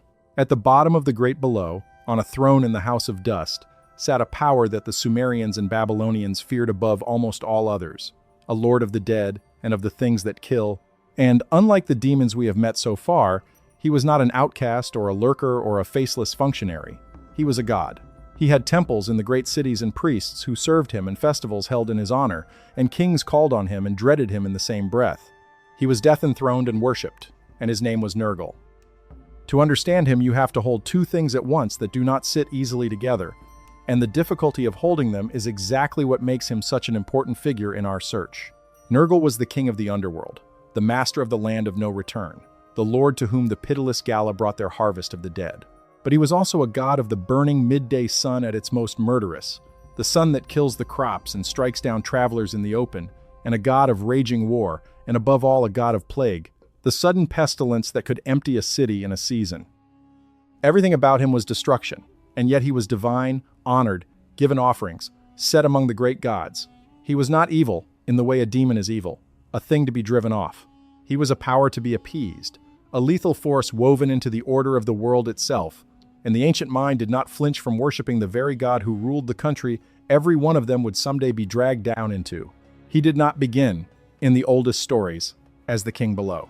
He won that throne, and the story of how he won it is one of the strangest in the whole literature, because it is in part a love story, or at least a story of a marriage forged in threat and defiance. The tale that scholars call Nergal and Ereshkigal tells how the queen of the dead, Ereshkigal, who ruled the great below alone, could not come up to the feast of the gods in heaven because the dead may not leave their country, and so she sent her messenger up to fetch her portion. All the gods rose in respect before that messenger of the underworld, all of them but one. Nergal did not rise. He insulted the envoy of the queen of the dead, and word of the insult went down into the dark, and Ereshkigal demanded that the offender be sent down to her so that she could kill him. So Nergal went down into the land of no return, warned and armed with the counsel of the wise god, and passed through the 7 gates, and came before the throne of the dread queen. And there, instead of being killed, he seized her by the hair, and dragged her from her throne, as if to strike off her head. And in that instant of violence and surrender, the story turns, and the two of them fall into a fierce embrace, and Nergal remains in the underworld, and instead of dying there, he takes the throne beside her and becomes the king of the dead. He went down to be executed, and came out the master of the country of death. Sit with the shape of that, because it prefigures something. A god who will not bow. A god whose defining act is the refusal of the reverence that everyone else offers, who insults the powers and is summoned down into the pit to answer for it, and who in the pit does not perish but rises to a throne and becomes the lord of the whole dark realm. The later traditions would tell a version of this about their great adversary, the one who would not bow, who was cast down for his refusal into the depths, and who reigns there still as the prince of that lower country. The parallel is not exact, and we should not pretend it is. Nergal is not condemned for his defiance. He is rewarded with a crown. But the raw material is here, the god who refuses to bow, and whose refusal leads him down into a kingship over the dead. And the raw material of a myth is often more revealing than its polished final form, because it shows you the pieces before the tradition decided what to make of them. The darkest single text about Nergal is not the marriage story at all. It is a long and disturbing poem that the Babylonians treasured, a work modern scholars call the Poem of Era, Era being another name and aspect of this same god of plague and mayhem. In that poem, the god of destruction grows restless. He has been quiet too long, and his weapons hang unused, and he begins to hunger for slaughter the way a warrior grows sick and irritable in a long peace. Beside him stand his companions and instruments, and here the number returns that has followed us through this whole account, because Era's companions are 7. The Sabidi, the 7, personified weapons of war and plague, terrible beings that the sky god himself created and handed to Era to be the instruments of his rage. And these 7 whisper to their master and goad him and inflame his hunger for destruction, urging him up out of his rest to make war, to fill the land with corpses, to loose the plague and the sword upon the cities. The god of death is talked into a killing frenzy by the 7 weapons at his side, and he yields, and the poem describes with terrible vividness the devastation that follows. The god of pestilence walking through Babylon itself and turning it into a charnel house, brother killing brother, the rivers running with the dead, until at last he is calmed and his rage subsides and the survivors are left to bury what remains. Here in one figure we have gathered several of the darkest threads at once, a divine lord of the dead who rules the underworld, a god of plague and war and the killing sun, destruction given a crown, a being at whose side stands a company of 7, the recurring band of destroyers we have watched march through these texts, now revealed as his personal instruments of slaughter, and a story in which the powers of chaos are roused and unleashed upon the ordered world, filling it with death. Nergal is the prince over the realm of the dead and the commander of its destroying host, and if the devil of the later traditions is anything, he is the prince over a realm of the dead and the commander of a destroying host. Of all the 7 beings in this account, Nergal holds the throne, and the throne is a very large piece of what the devil is. His great city was Cutha, which the scribes wrote as Cutha, a real place in Mesopotamia with a real temple where the Lord of the Dead was worshipped for century upon century, his priests tending his rites, his festivals marked on the calendar, his name invoked in oaths and curses and prayers for the turning aside of plague. And it is precisely because Cutha was a real city with a real cult of a real god of the dead that Nergal is about to do something none of the other 6 can do. He is about to step directly out of the Mesopotamian tablets and onto the pages of the Bible itself, named, placed, and set among the gods that the God of Israel warned his people against, so that we can watch, in the plain text of Scripture, the exact moment a Sumerian and Babylonian lord of the underworld begins his long transformation into a demon of the biblical world. The moment is recorded in the 2nd book of Kings, in a passage that most readers pass over without a second glance, and it is one of the most quietly important verses in this entire investigation. The kingdom of Israel had fallen to the Assyrian Empire, and its people had been carried away, and the Assyrian king had done what conquering empires did in that age. He resettled the emptied land with peoples brought in from other conquered places, and among them were settlers from the city of Cutha. They came into the land carrying their own gods, and the text of Kings names those gods one by one, the idols each foreign people set up in their new home, and there among them, stated plainly, is the god the men of Cutha made, Nergal. His name sits in the Hebrew scriptures, written by the hands of Israel's own scribes, listed among the foreign gods that the resettled nations worshipped in the land. A genuine Mesopotamian lord of the dead pulled directly into the biblical record and set down there in black and white. This is the doorway through which a whole world of Mesopotamian powers walked into the Bible, and understanding how they walked through it explains something essential about how the devil himself was assembled. Because the God of Israel's scriptures did not deny that the other nations had gods. Not at first, and not in the way we might expect. The earliest layers of the tradition do not say the gods of Babylon and Assyria and Canaan are nothing at all. They say something more interesting and more consequential. They say those gods are real powers, but they are not to be worshipped, that they are set against the true God, that they are the powers of the nations and the powers of darkness, and that to serve them is to serve something malignant. Over the centuries, as the tradition sharpened, this hardened into a specific and world-changing idea. The gods of the nations are demons. The line appears in the Psalms, and it appears in the writings of the Apostle Paul, that the sacrifices the nations offer, they offer to demons and not to God. The foreign gods were not erased, they were demoted. They were pulled down out of their thrones and recast as demons, dark spirits masquerading as gods, and folded into the growing host of the enemy. Watch what that does to a figure like Nergal. In his homeland he was a god, ambiguous and dreadful but divine, a lord of the dead and of plague who was worshipped and appeased and woven into the order of the cosmos.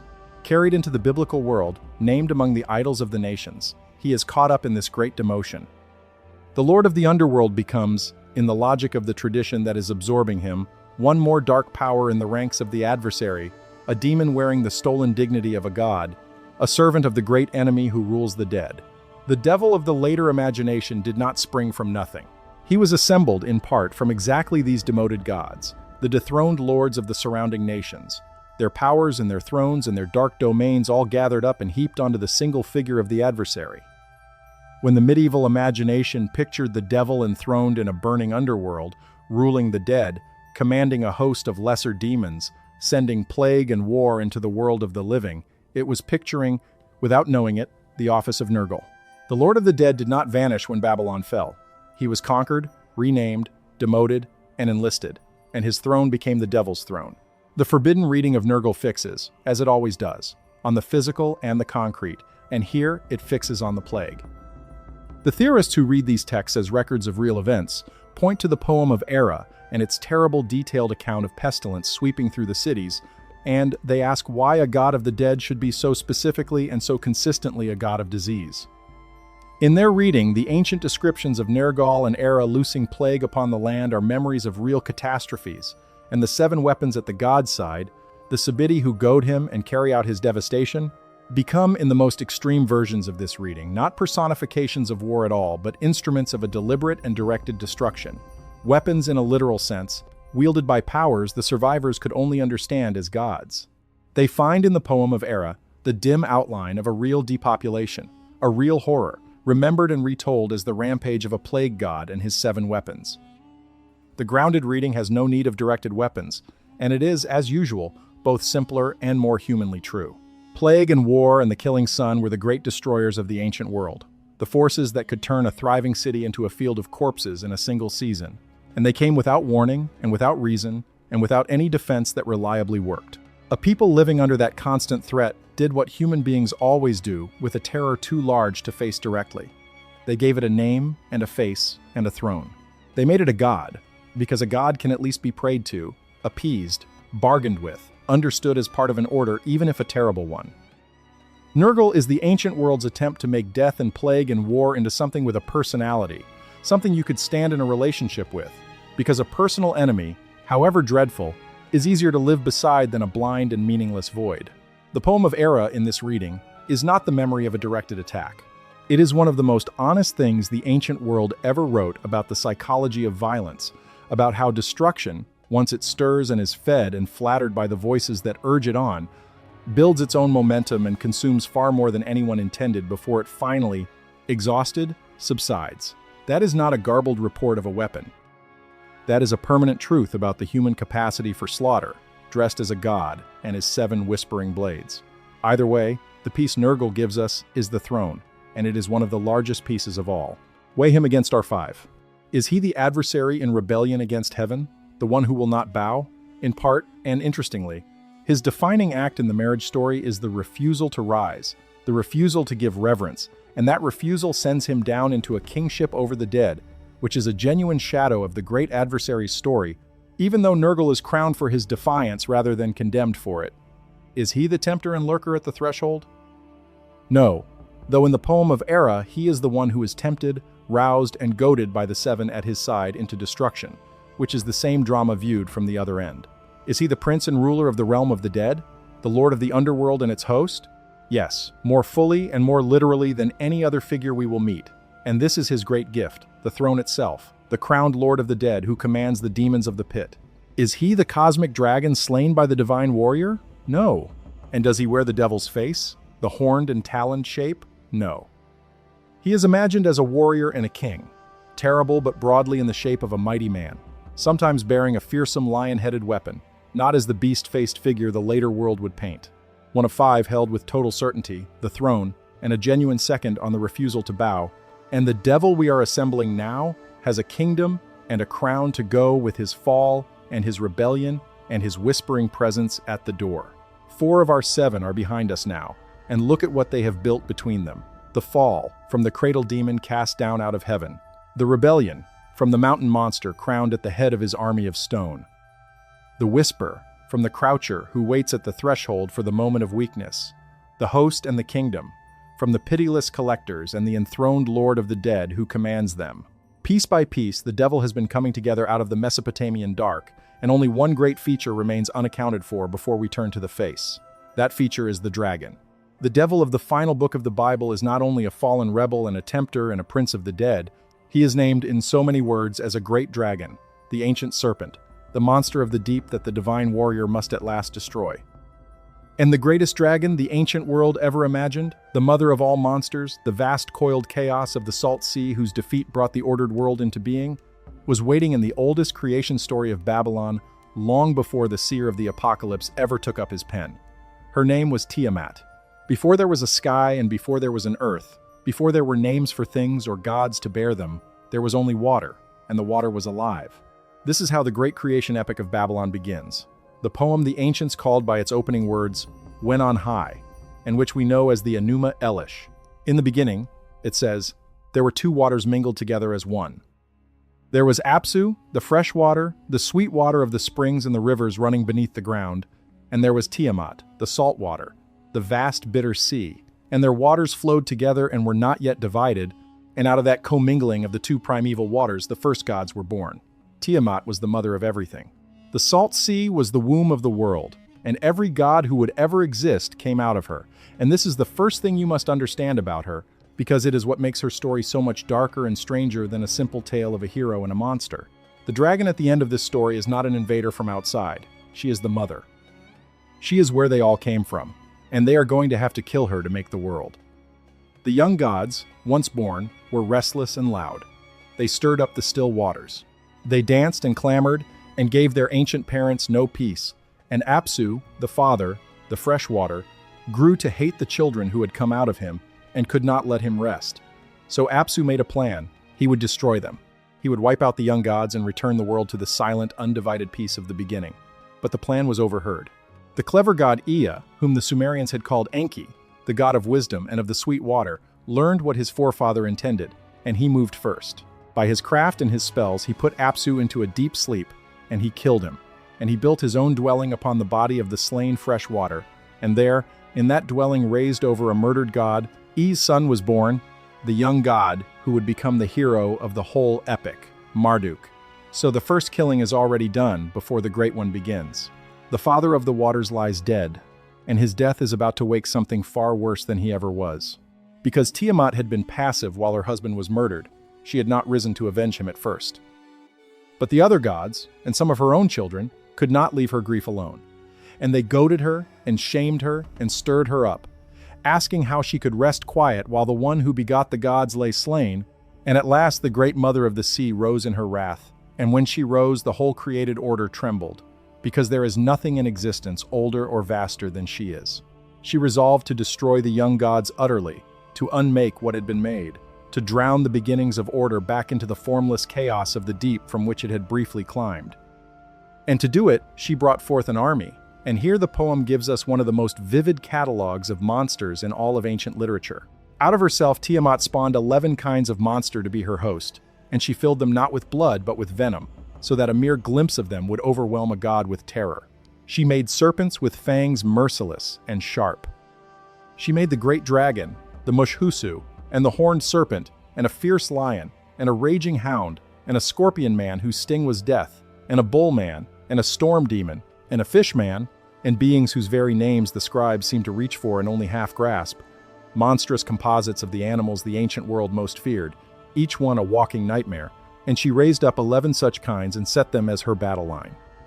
And over them all she set a consort and a general, a god named Kingu, and she raised him above all the others, and gave into his keeping the greatest object of power in the whole cosmos, the tablet of destinies, the tablet on which the fates of all things are decreed, so that his commands would carry the force of destiny itself and could not be turned back. She fastened it to his breast, and she sent her monstrous host out to war, with the mother of all things at their head and chaos itself as their cause, to swallow the young ordered world back down into the dark. Now hold what she has become against the devil we are hunting, because the resemblance has already begun, and it is only going to deepen. Tiamat is the great adversary raised to a cosmic scale.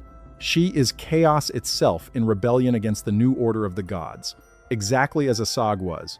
But where Asag was a monster in the mountains, she is the primeval ocean, the deepest and oldest power there is, and her revolt threatens not one land, but the whole of creation. She commands a host of monsters, 11 kinds of them, a legion of venom-filled horrors arrayed for war, and she has raised up a lieutenant and armed him with the tablet of ultimate power, so that the shape of her rebellion is the shape of a great dark sovereign leading an army of monsters against the throne of heaven.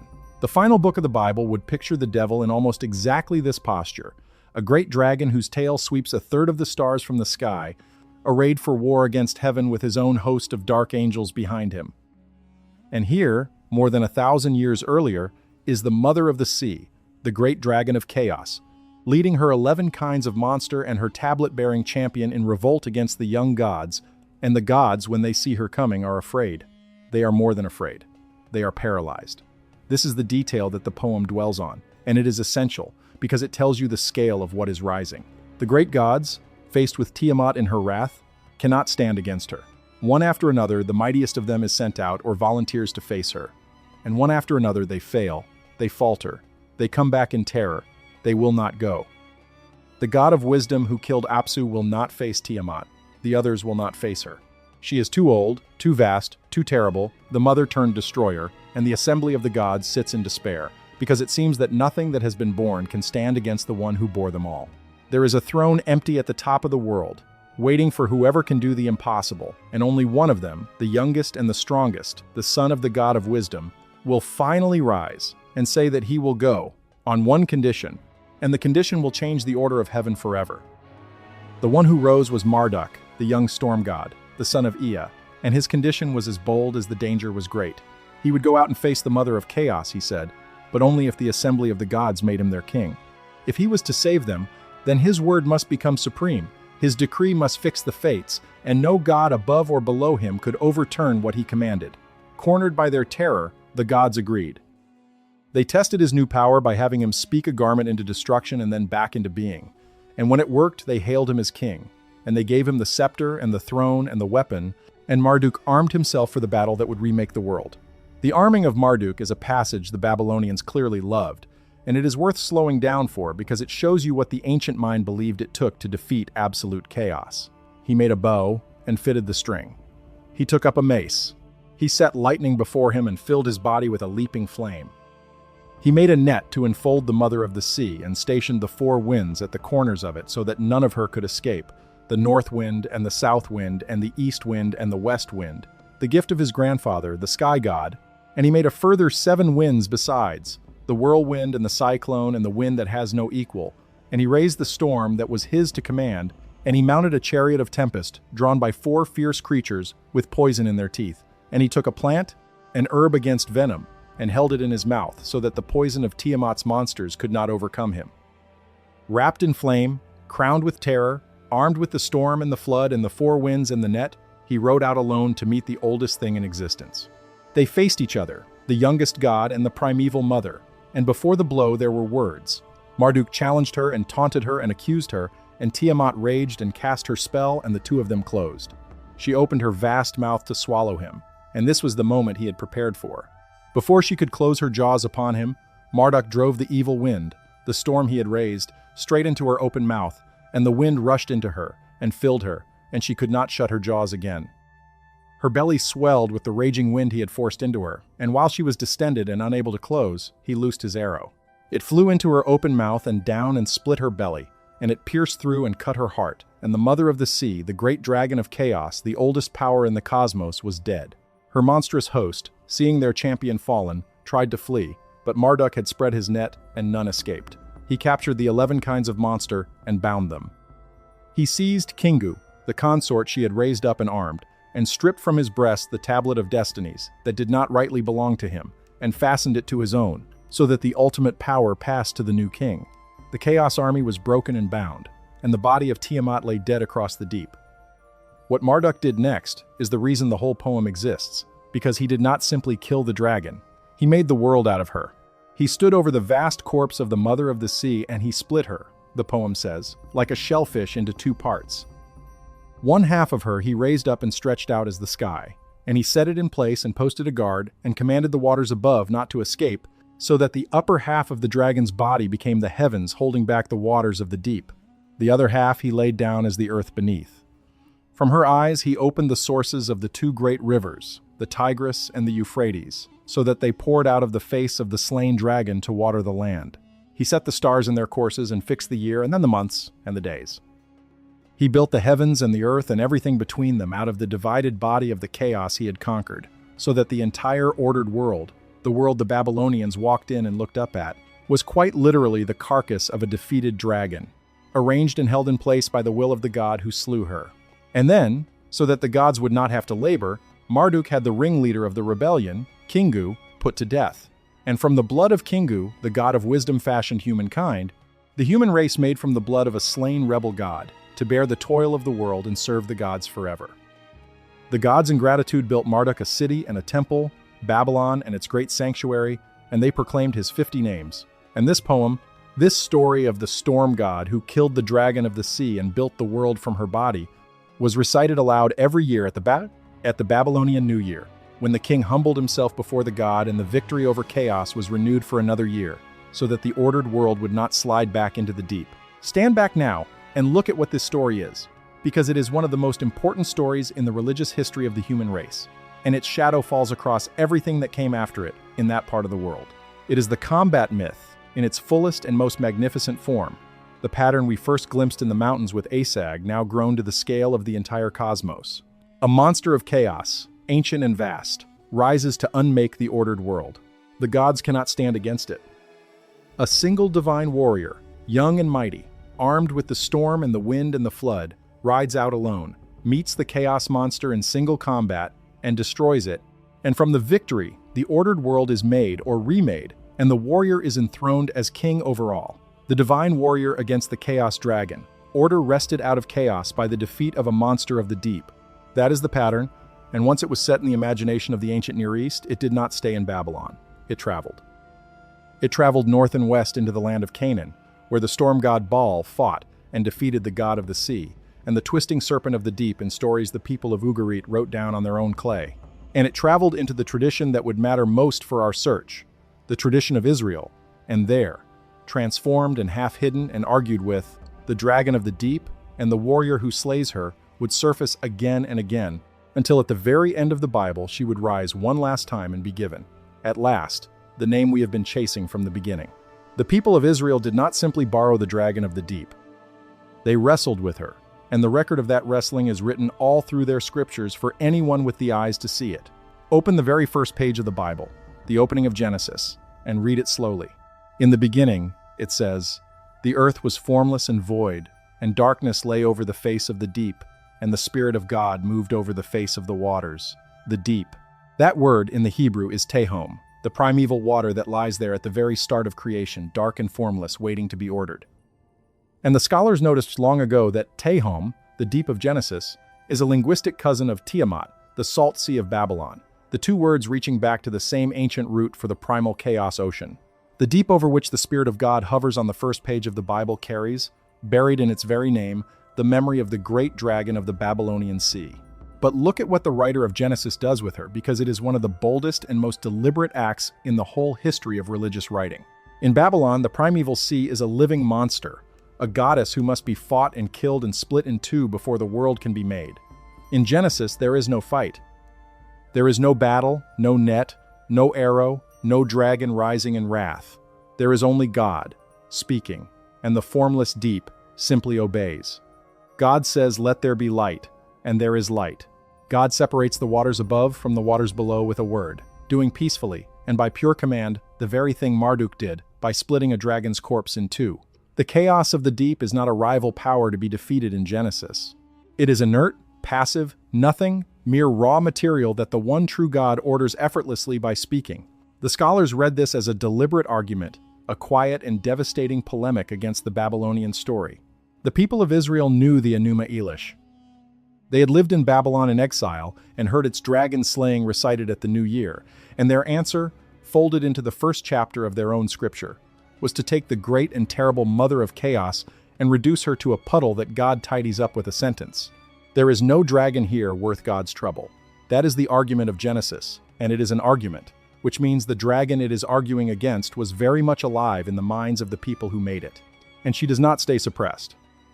Turn the pages of the Hebrew Bible past Genesis and the dragon of the deep keeps surfacing, in the poetry, in the prophets, in the oldest and most vivid layers of the text, wherever the writers reach for the language of God's power over chaos.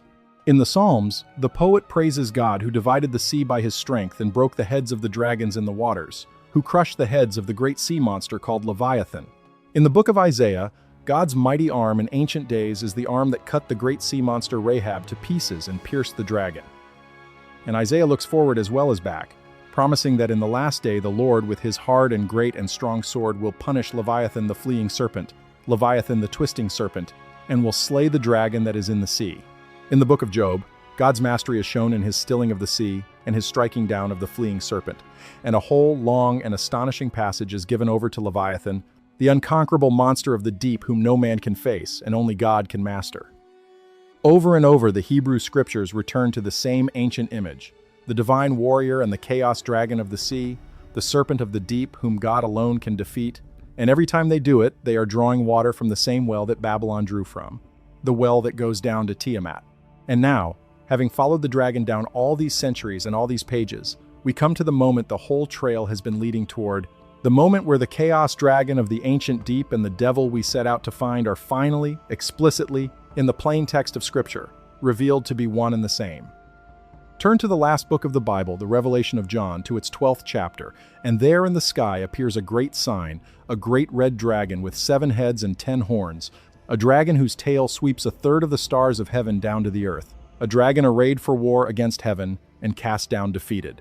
And the seer does not leave us to wonder who this dragon is. He tells us, in words that gather up every thread we have been following. The great dragon was cast down, he writes, that ancient serpent, the one who is called the devil and Satan, the deceiver of the whole world. There it is. In the last pages of the Bible, the devil is named outright as a dragon, and as the ancient serpent, the primeval monster, and the divine warrior casts him down and binds him, and at the very end hurls him into the pit. And in the final vision of the new creation, the seer notes, almost in passing, one small detail that closes the circle across 3,000 years. In the new heaven and the new earth, he writes, there was no more sea. The chaos ocean, the deep, the water that was the body of the dragon, is gone at last, abolished, and with it, the last of chaos. The combat myth that began with a storm god splitting the salt sea to make the world ends with the sea itself finally done away with forever, and the dragon of the deep, now named the devil, is destroyed for good. This is the strongest and most direct line in this entire investigation, and it does not depend on any forbidden reading at all. It is simply there, in the texts, acknowledged by the most careful and conservative scholars, that the devil of the Bible's final vision is described as a dragon and an ancient serpent, that this dragon slaying at the end of the Bible belongs to the same ancient family of stories as the dragon slayings of Israel's own poetry, and that the whole family goes back through Canaan to Babylon, to the storm god Marduk and the great chaos dragon of the Salt Sea. Tiamat is not the devil. She is a mother, a primeval ocean, a goddess of chaos, and she has nothing of the tempter or the prince of the dead in her. But she gave the devil his most cosmic and most enduring form, the great dragon, the ancient serpent, the monster of the deep whom the divine warrior must at last destroy. And the Bible took that form and set it, by name, upon its own adversary. The forbidden reading of Tiamat is spectacular, and it hardly needs the theorists to make it strange, because the story is already strange. But the ancient astronaut interpreters do their work here too, reading the battle of Marduk and Tiamat as a garbled memory of a cosmic event, a collision or a catastrophe in the heavens remembered as a war between a young god and an old monster, the splitting of Tiamat's body into the upper and lower realms recast as the literal formation of the solar system, the winds and the flood and the net as half-understood technologies. The grounded reading needs none of it, and is once again deeper for its restraint. The combat myth is the human answer to the deepest fear there is, the fear that order is not guaranteed, that the cosmos is a fragile island of arrangement surrounded by an infinite sea of chaos that would swallow it back the instant the guard was lowered. Every year the Babylonians recited the death of the dragon precisely because they feared that without the retelling, the chaos would return.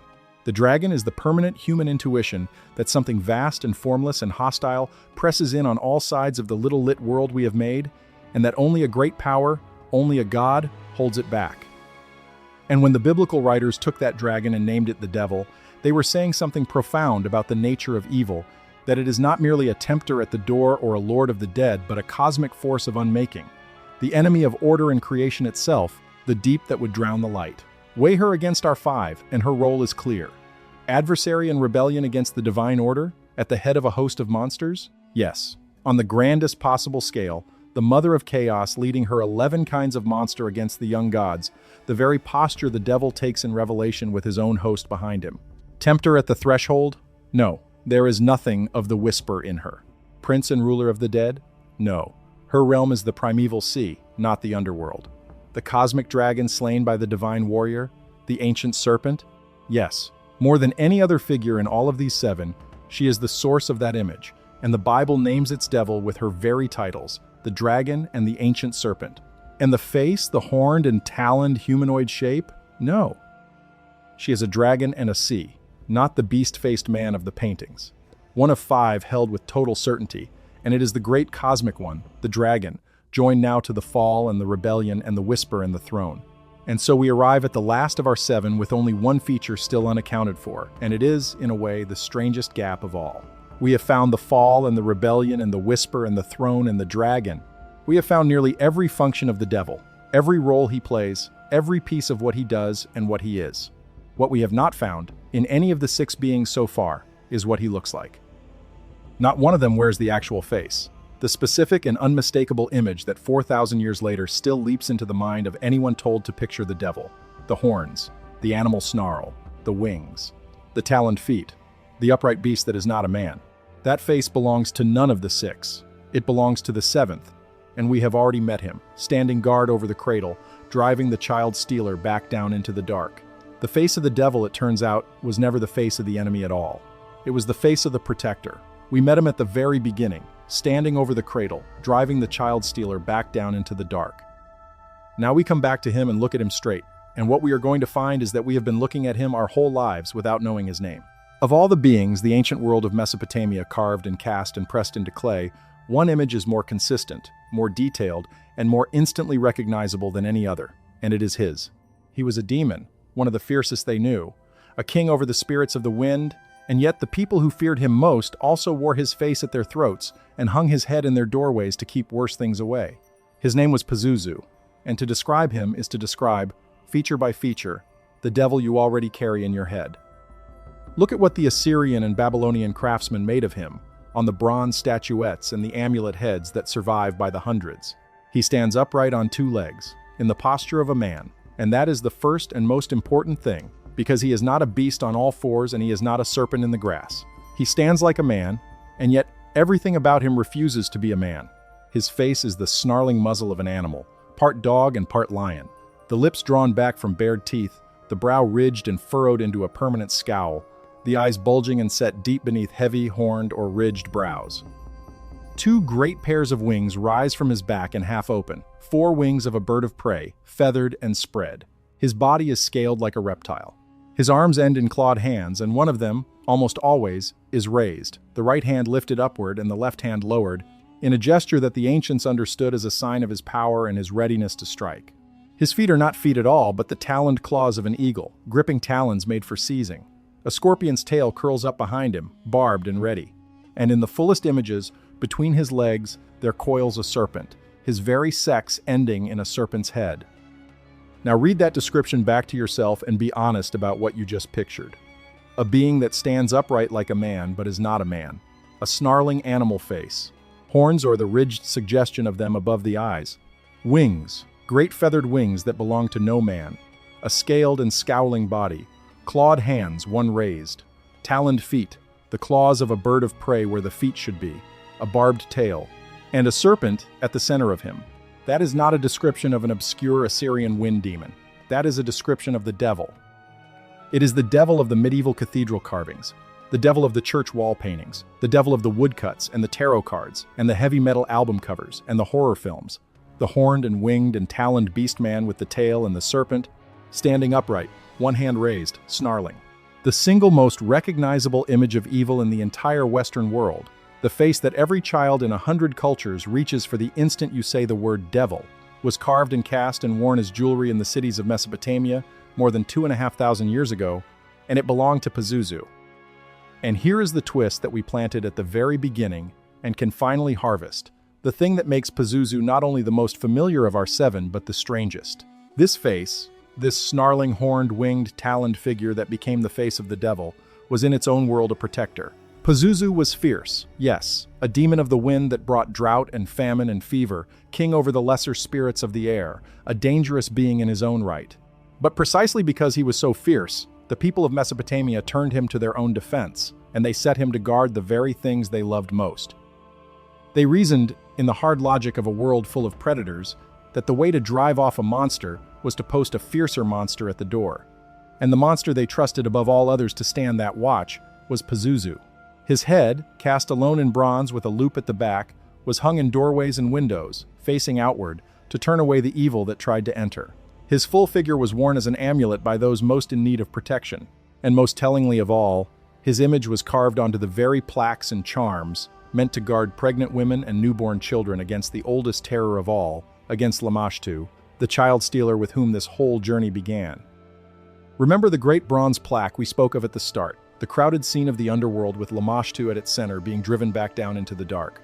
Look now at the top of that plaque, at the figure that looms over the entire scene, its clawed hands gripping the upper edge and its snarling face peering down over the top at the demoness below, as if the whole tableau of the underworld were a window and this thing were leaning in through it to drive the child stealer back where she belongs.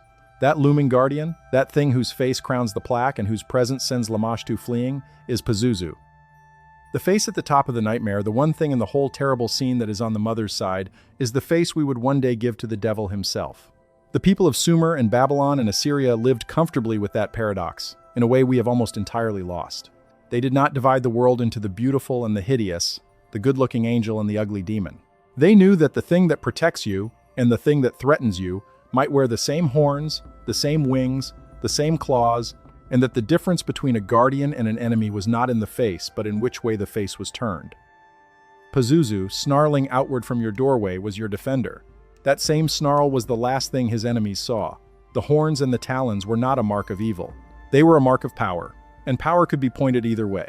How did the face of a protective wind demon travel across 2,500 years and end up as the face of the Christian devil and, in our own time, as the very face of demonic possession itself? That is the question that turns Pazuzu from a curiosity into the strongest single candidate in our entire investigation, and it has 2 answers. And the honest thing is to give you both and let you weigh them, because the scholars who study this genuinely disagree, and the disagreement is where the truth lives. Begin with the fact that nearly everyone alive today has already met Pazuzu, and hardly any of them know it. In the early 1970s, one of the most successful and terrifying horror stories ever told brought a demon of possession to the screen, a demon that seizes and speaks through the body of a young girl, and the story named that demon, deliberately and specifically, after the ancient Assyrian entity. The story opens not in a suburban bedroom, but at an archaeological excavation in the ruins of ancient Mesopotamia, in what is now Iraq, where an old priest uncovers a small carved head from the earth, the head of a snarling horned figure, and recognizes it, and knows that an ancient evil has been disturbed. That carved head, that ancient evil dug out of the Mesopotamian soil, is Pazuzu, and the film made his name and his image, whether audiences caught the name or not, into the modern world's default picture of demonic possession. Millions of people who could not tell you a single fact about Assyrian religion have nonetheless been taught, by that story and the flood of imitations that followed it, that the face of the devil, the face of the thing that gets inside a human being and speaks through them and hates them, is a snarling horned face pulled out of the ground in the land between the rivers. The transmission is not ancient and mysterious in that case, it is recent and documented. A modern storyteller reached back into the Mesopotamian record, pulled out its most vivid demon, and installed him as the face of evil for a new age. And it worked, and the image stuck. But the deeper question is what happened in the 2,500 years in between, and here we reach the honest divide. The most striking claim, the one that the forbidden history readers press hardest, is that there is a real line of descent, that the horned, winged, taloned, upright beast man of Mesopotamia was passed down through the cultures of the ancient world, carried westward as empire gave way to empire, until it became the raw material out of which the medieval Christian imagination built its devil. They point to the sheer completeness of the match. It is not just the horns which many gods and demons have. It is the whole assembly at once, the upright human posture, the beast face, the horns, the wings, the clawed hands, the taloned bird feet, the tail, the serpent, the raised hand, all of it together, and all of it present in Pazuzu, centuries before it appears together in the Christian devil.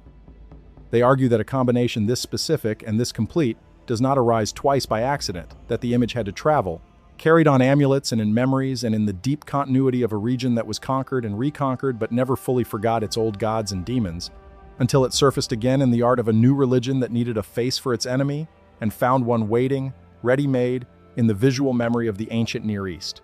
The mainstream scholars urge caution here, and their caution is serious and deserves its full weight, because the medieval devil had other parents too, and pretending Pazuzu was the only one would be dishonest.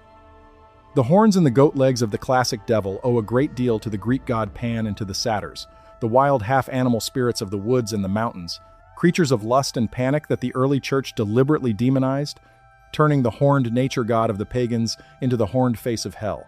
The bat-like wings owe something to a whole tradition of night creatures and to the medieval habit of giving demons the wings of unclean flying things in contrast to the feathered wings of angels. The general shape of the composite monster, the beast man assembled from the parts of feared animals, is something the human imagination reaches for again and again across cultures that never touched one another, because there is something in the human mind that finds the mixing of human and animal deeply and instinctively wrong, and reaches for exactly that wrongness whenever it wants to picture the unnatural and the evil. In this reading, the resemblance between Pazuzu and the devil is real, but it is convergence, not descent. Two cultures, faced with the same problem of how to draw absolute evil, reached into the same deep well of human instinct and pulled up the same kind of horned, taloned beast man, not because one copied the other, but because the human mind, confronted with the need to picture a monster, keeps arriving at the same monster. Both of these can be partly true at once, and the most careful reading probably holds them together. There is almost certainly some real continuity, some genuine transmission of images across the long bridge of the ancient world, because the region was never a sealed box, and its art and its terrors did travel. And there is also, underneath that, the deep and universal human instinct that keeps reaching for the horned beast man whenever evil needs a face. What is not in dispute, what neither the boldest theorist nor the most cautious scholar denies, is the plain visual fact at the center of it all. When a person today closes their eyes and pictures the devil, the being that forms behind their eyes is, feature for feature, far closer to a Mesopotamian wind demon of the first millennium before Christ than to anything actually described in the Bible. Because here is the thing that should stop you cold, and that we have been building toward this whole time. The Bible almost never tells you what the devil looks like. Go and check. The serpent in the garden is just a serpent, cursed to crawl. The adversary in the book of Job walks into the heavenly court looking, apparently like any other member of it, indistinguishable, a figure among the sons of God. The tempter in the wilderness is given no description at all. The dragon of Revelation is a dragon with heads and horns, but it is a dragon, not the upright beastman we picture. Nowhere in the scriptures is there a description of a horned, winged, taloned, upright humanoid devil with a tail and a snarling animal face and one hand raised. That figure, the figure everyone pictures, is simply not in the book that named him. It came from somewhere else. And the place it most closely matches, the place where that exact assembly of features stands complete and ancient and cast in bronze, is the doorway of a Mesopotamian house, where the head of Pazuzu hung snarling outward to keep the darkness away. There is something almost unbearable in the irony once you let it fully land, and it is worth sitting in before we move to the reckoning, because it says something true about how the devil was made. The face of the devil was, in the beginning, the face of a guardian. The horns that we take as the surest sign of hell were, to the people who first carved them, a sign of the power to protect. The snarling animal muzzle that we read as the mask of evil was the same snarl a mother wanted turned outward from her doorway, standing between her sleeping child and the thing in the dark that wanted it. Pazuzu was not the enemy at the cradle. He was the enemy of the enemy at the cradle. And across 2,500 years, as his image traveled and his world was conquered and forgotten and his name slipped out of memory, the meaning of his face flipped completely over. The protector became the predator. The guardian at the door became the horror behind it. The very features that once said safe now say damned.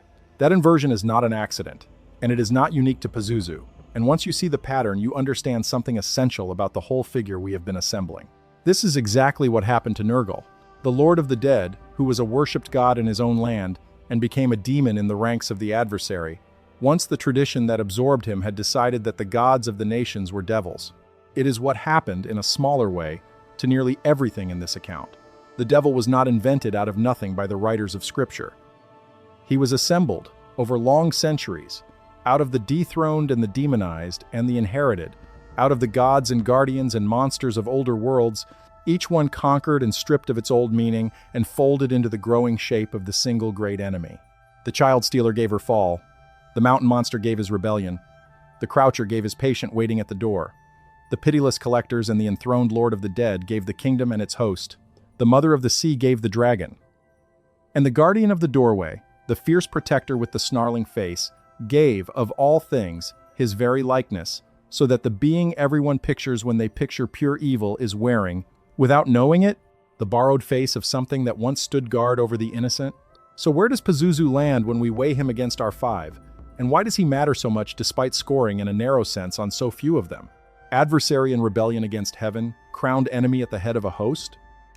Not truly, though he is called a king over the lesser spirits of the wind, and in that title there is at least a shadow of the commander of demons, the dark lord with his legion, which is a real threat of the devil. Tempter and lurker at the threshold? He is at the threshold, more literally than any of them, his head hanging in the very doorway where the croucher waited, but he stands there as a guard, not a seducer, which is the inversion again, the same position turned to the opposite purpose. Prince and ruler of the dead? No. The cosmic dragon slain by the divine warrior? No, though the serpent coils at the center of him. And the face, the horned and winged and taloned and snarling upright shape that 4,000 years later still leaps into every mind at the word devil? Yes, completely, uniquely, overwhelmingly yes. He is the only one of all seven who wears it. He is the only one you would recognize on sight. He is the only one of these ancient terrors who could walk into a modern room, into a church, into a nightmare, and be named the devil instantly by everyone present, because his is the face the word has always meant. And that is the paradox we now have to resolve, the question we set out at the very beginning to answer. Which of these 7 Sumerian and Mesopotamian descriptions of the devil is the most accurate one? Because we have reached a genuinely divided answer, and the division is the whole point. If the question means which of them matches the most of what the devil does, which one holds the most of his functions and his roles, then no single one of them wins. Because the devil is a composite and his functions are scattered across all 7. The fall is in one, the rebellion in another, the whisper in a third, the throne in a fourth, the dragon in a fifth.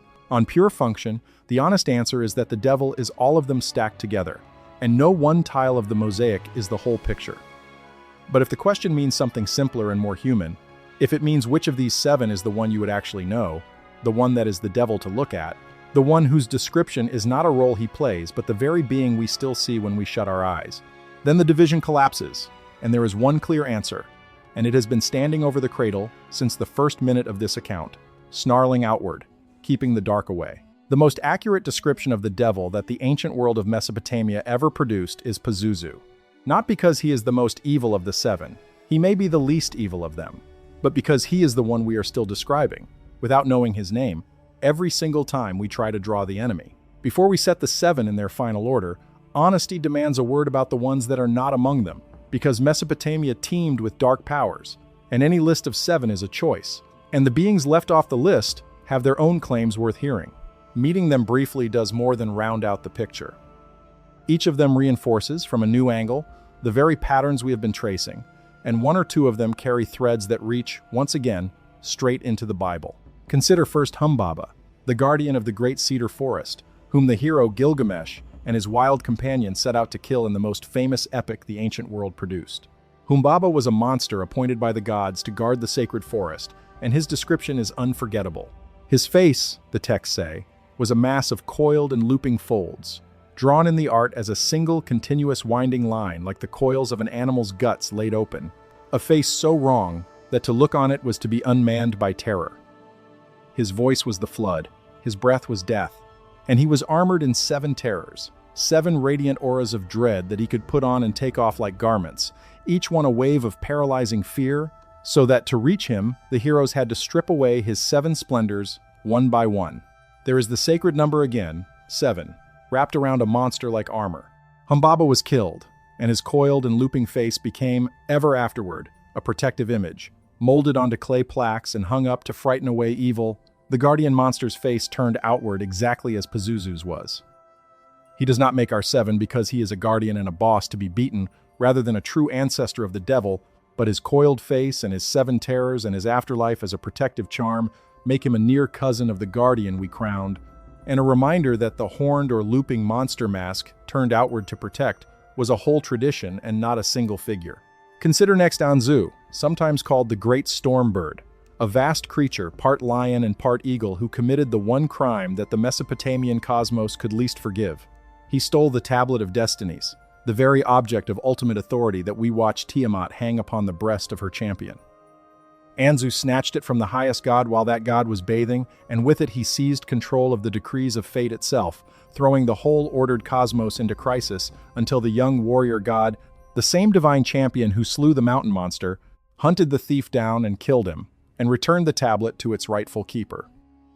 In him we meet the usurper, the rebel who seizes a power that is not his, and threatens to overturn the order of heaven by holding the authority that decrees all fates, and that theme of the reach for a forbidden supremacy, the grasping after a power reserved for the highest, runs close to the heart of the later devil, the one whose fall began in the desire to set his throne above the stars. He does not make the 7 because his story is so tangled with the same warrior and the same tablet that already run through Asag and Tiamat that he is more a variation than a new note, but the usurper who grasps at the highest power is a piece of the enemy worth remembering. Consider the night demons, the Lilu and the Lilitu and the Maiden of Desolation they called the Ardat Lili, because these carry a thread that goes somewhere important.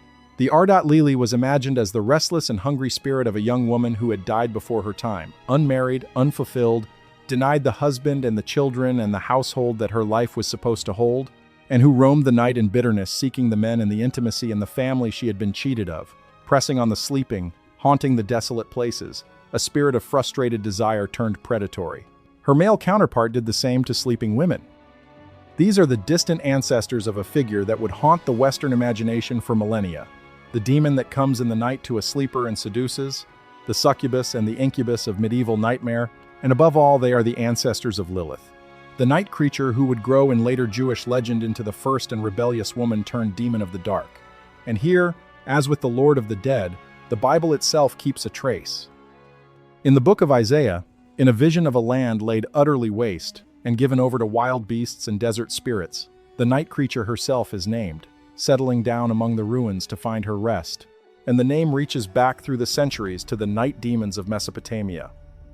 The seducer in the dark, the tempter who works through desire and the vulnerability of sleep, is a real piece of the devil, and it was already ancient in the night demons of Sumer, but it does not take a place among our 7 because the tempter's crown, the patient waiter at the threshold of the heart, was already given to the croucher, and the night demons are the same tempter wearing a different and more intimate mask.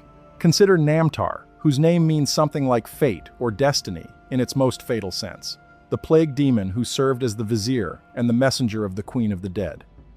When the underworld decreed a death, it was Namtar who carried the sentence up into the world of the living, Namtar who spread the diseases, Namtar who was the very hand of death reaching out to take the appointed. He was death's civil servant, its herald and executioner, and in him you can see the seed of a figure the later world would draw again and again, the messenger of death, the reaper who comes with the summons that cannot be refused. He does not make the 7 because his office is so close to that of the pitiless collectors and to the destroying reach of the Lord of the Dead that he adds no new limb to the body of the enemy, only another face on a roll we have already counted, but he deepens the sense of how thoroughly the Mesopotamian world had mapped the machinery of death and given every part of it a name. Consider, finally, the Mushhusu, the furious serpent, the scaly dragon whose image the traveler can still see today, glazed in brilliant blue and gold on the reconstructed Great Gate of Babylon, striding in rows across the tiles. He is a true dragon, a serpent-bodied beast with the forelegs of a lion and the hind claws of an eagle and a horned and crested head and a long forked tongue, and in the oldest layers of myth he was a monster of chaos, one of the brood of the great mother of the sea, a thing to be fought and defeated. But watch what became of him, because it is the whole thesis of this account carved in a single creature. The defeated chaos dragon was not destroyed. He was tamed. The victorious god took the conquered monster and made it his own, his servant, his mount, the beast that carried him and guarded his temple, and the city of Babylon set that tamed dragon in rows across the gate through which every visitor and every enemy had to pass, so that the monster of chaos, subdued and turned outward, became the guardian of the greatest city in the world. The dragon that was the enemy became the dragon that keeps the enemy out. If you have understood anything in this whole long descent, you understand now why the Mushhusu belongs among the near misses and not among the 7, and why he nonetheless says the truest thing of all. The line between the monster and the guardian was never fixed. It could be crossed in either direction. A guardian could be demoted into a devil, as we are about to see one last time, and a monster could be raised into a protector, as the dragon on the gate of Babylon was, striding in blue and gold, keeping the darkness out of the city that had conquered him. Now let us do the thing properly. Let us take all 7 and rank them, from the one that resembles the devil least to the one that resembles him most, and justify each place as we go, because a ranking is only worth anything if you can defend every rung of it. We have crowned Pazuzu already for the face, but a crown is not a ranking, and the 6 beneath him have earned their places too, and the order they fall into tells its own story about what the devil actually is. In 7th place, at the bottom of the ladder and yet foundational to everything above it, stands Lamashtu. She lands last not because she is unimportant, but because she is the narrowest. Of all 7, she is the most specialized, a predator with a single obsession, the seizing of the unborn and the newborn, the bringing of the killing fevers of childbed. She is female where the devil is male, local where he is cosmic, a hunter of one prey where he is the enemy of all creation. And yet she carries the deepest single seed of them all, the seed without which none of the rest would matter, which is the fall. She was in heaven, daughter of the highest God, and she was cast out, and she did not repent, and on the ground she answered to no one, and chose her own evil out of her own nature. That architecture, the heavenly being cast down who continues in malice by her own free choice, is the very spine of the devil, and it is written of her older than almost anything else in this whole account. 7th place then, but 7th place with the taproot of the entire tree running through it. In 6th place stand the Gala, the pitiless collectors of the great below. They rank low for a reason that is almost the opposite of Lamashtu's. She is too narrow to be the devil. They are too impersonal. The Gala are not really an enemy at all in the way the devil is an enemy, because an enemy is a person, a will, a someone who hates you, and the Gala have had every trace of that stripped out of them. They know no hunger and no love and no anger and cannot be moved by anything, and so they are less a devil than a mechanism, the cold civil service of death rather than its dark king. But they give the composite something enormous, which is the host and the kingdom, the realm of the dead with its border and its absolute law and its swarm of collecting spirits who ascend into the living world to drag the appointed below, counted in the 7s that would one day become a legion. The devil is never alone. He commands. And the ranks he commands were first mustered in the gala, marching up the road with a name in their mouths. In fifth place stands Asag, the mountain monster, chaos crowned and armed in the high country at the head of his army of stone. He ranks above the gala because he is a genuine adversary, a will set in open rebellion against the ordered world, a crowned enemy leading a host against the powers of heaven, and that is far closer to the heart of the devil than the unfeeling machinery of the collectors. He carries the rebellion, the uprising, the war in heaven in its earliest visible form, and he carries the first draft of the dragon, the combat myth in its infancy, the monster of chaos that the divine warrior must ride out to destroy. What holds him back from a higher place is that he is only a brute. There is no subtlety in him at all, no whisper, no throne, no seduction, no reach into the human heart. He is a wall of poison and stone that must be knocked down, and the devil, whatever else he is never merely a wall to be knocked down. He is a mind. Asag has the muscle of the devil and almost none of the cunning, and so he ranks in the middle, mighty and incomplete. In fourth place stands the Croucher, the Rabisu, the lurker at the threshold.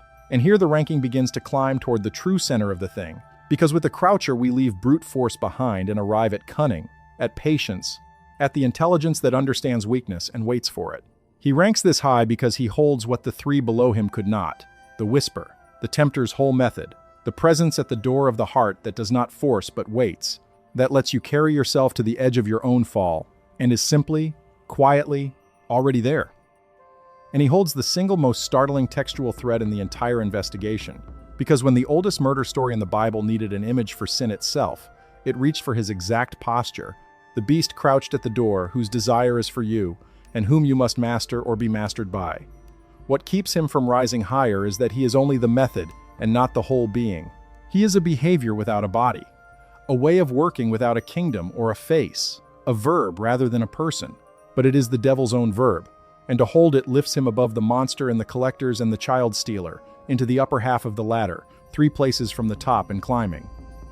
In third place stands Nergal, the enthroned lord of the dead, and with him we reach the first of our 7 who could genuinely be mistaken for the devil across a crowded room of the imagination.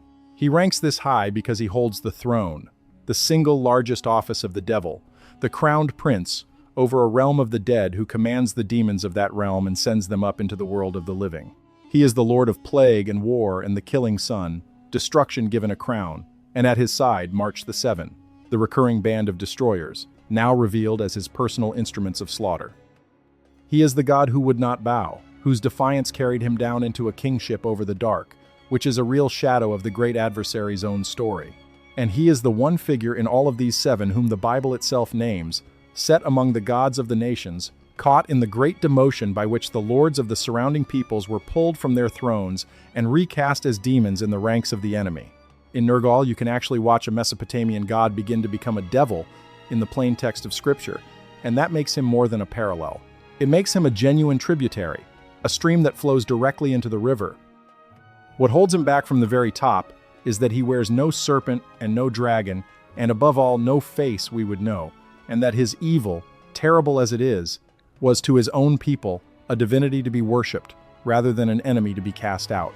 He is the office of the devil, far more than he is the person of the devil. And the office, however large, is not the whole man.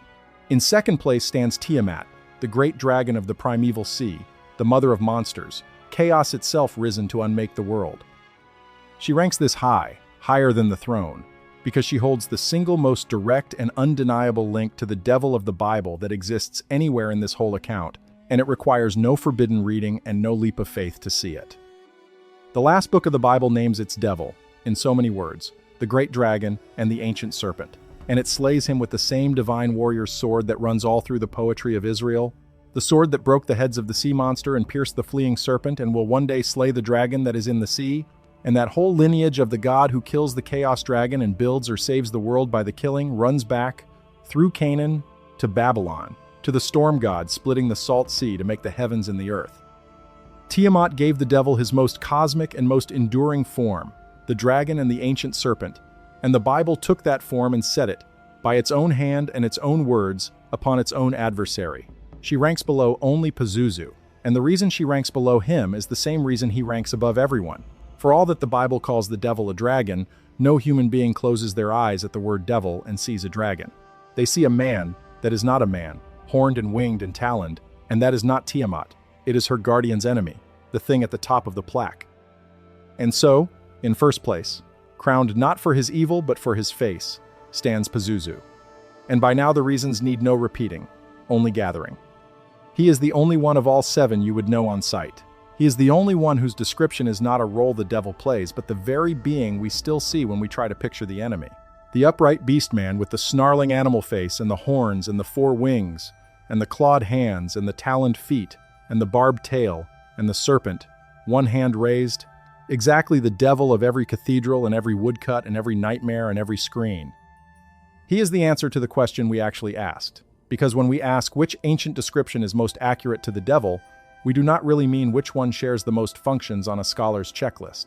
We mean which one is him. Which one, set beside the devil we carry in our heads, matches. And the honest answer, the answer the whole trail has been leading to, is the one that was never the enemy at all. The fierce guardian who stood over the cradle and snarled outward at the dark, whose borrowed face we have been giving to the devil for 2,500 years without ever learning his name. That is the ranking, and it is defensible top to bottom. But notice what the ranking quietly proves as it climbs, because this is the real discovery hiding inside the countdown. Not one of the 7 is the devil by itself. Each one holds a piece and lacks the rest. The child stealer has the fall, but not the throne. The collectors have the host, but not the will. The monster has the rebellion, but not the cunning. The croucher has the whisper, but not the kingdom. The Lord of the Dead has the throne, but not the dragon. The dragon has the cosmic form, but not the face. And the guardian has the face, but almost none of the evil. The devil is not any one of them. The devil is all of them, gathered up across 1,000 years and more, out of the child stealer and the monster and the croucher and the collectors and the dead king and the dragon and the guardian, assembled feature by feature and function by function into a single figure that no one ever sat down and invented, because he did not have to be invented. He only had to be collected. He was already there, scattered across the clay of the oldest cities on earth, waiting for a tradition to come along and gather the pieces into one name. Pause here, at the top of the ranking, and ask a question we have walked past 7 times without stopping to answer. Why 7? Why does the number keep returning?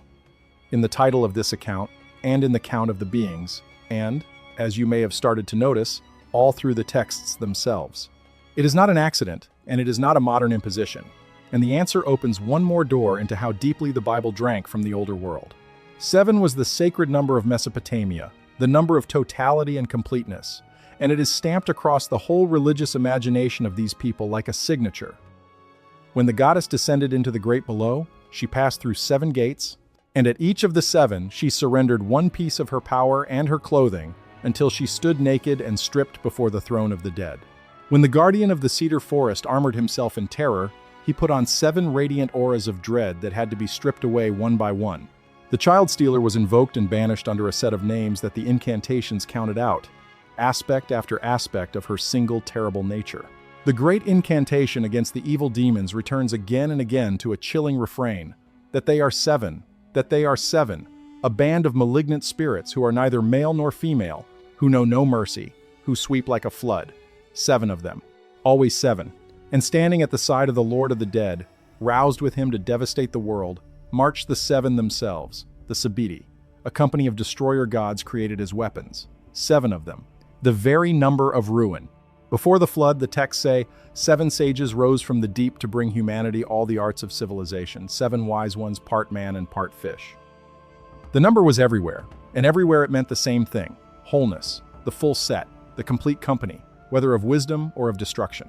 Why 7 should have held that power is itself an old question, and the likeliest answer looks up.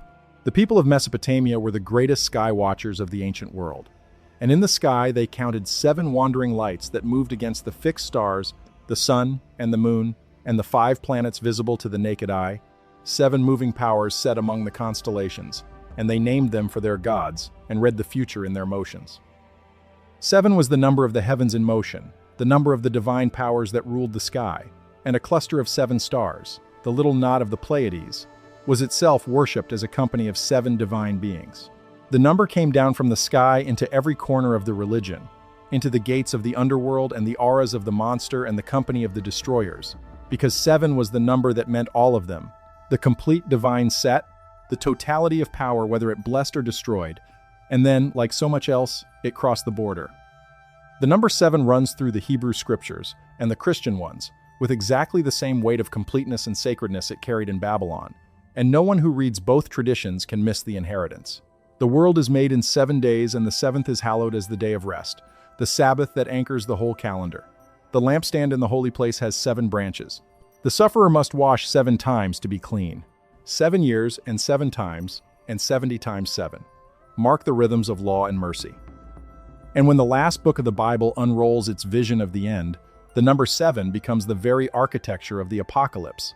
7 churches and 7 spirits before the throne, 7 seals on the scroll, and 7 trumpets, and 7 bowls of wrath, 7 angels and 7 plagues, and the great red dragon himself, the ancient serpent, the devil, rising from the sea with 7 heads.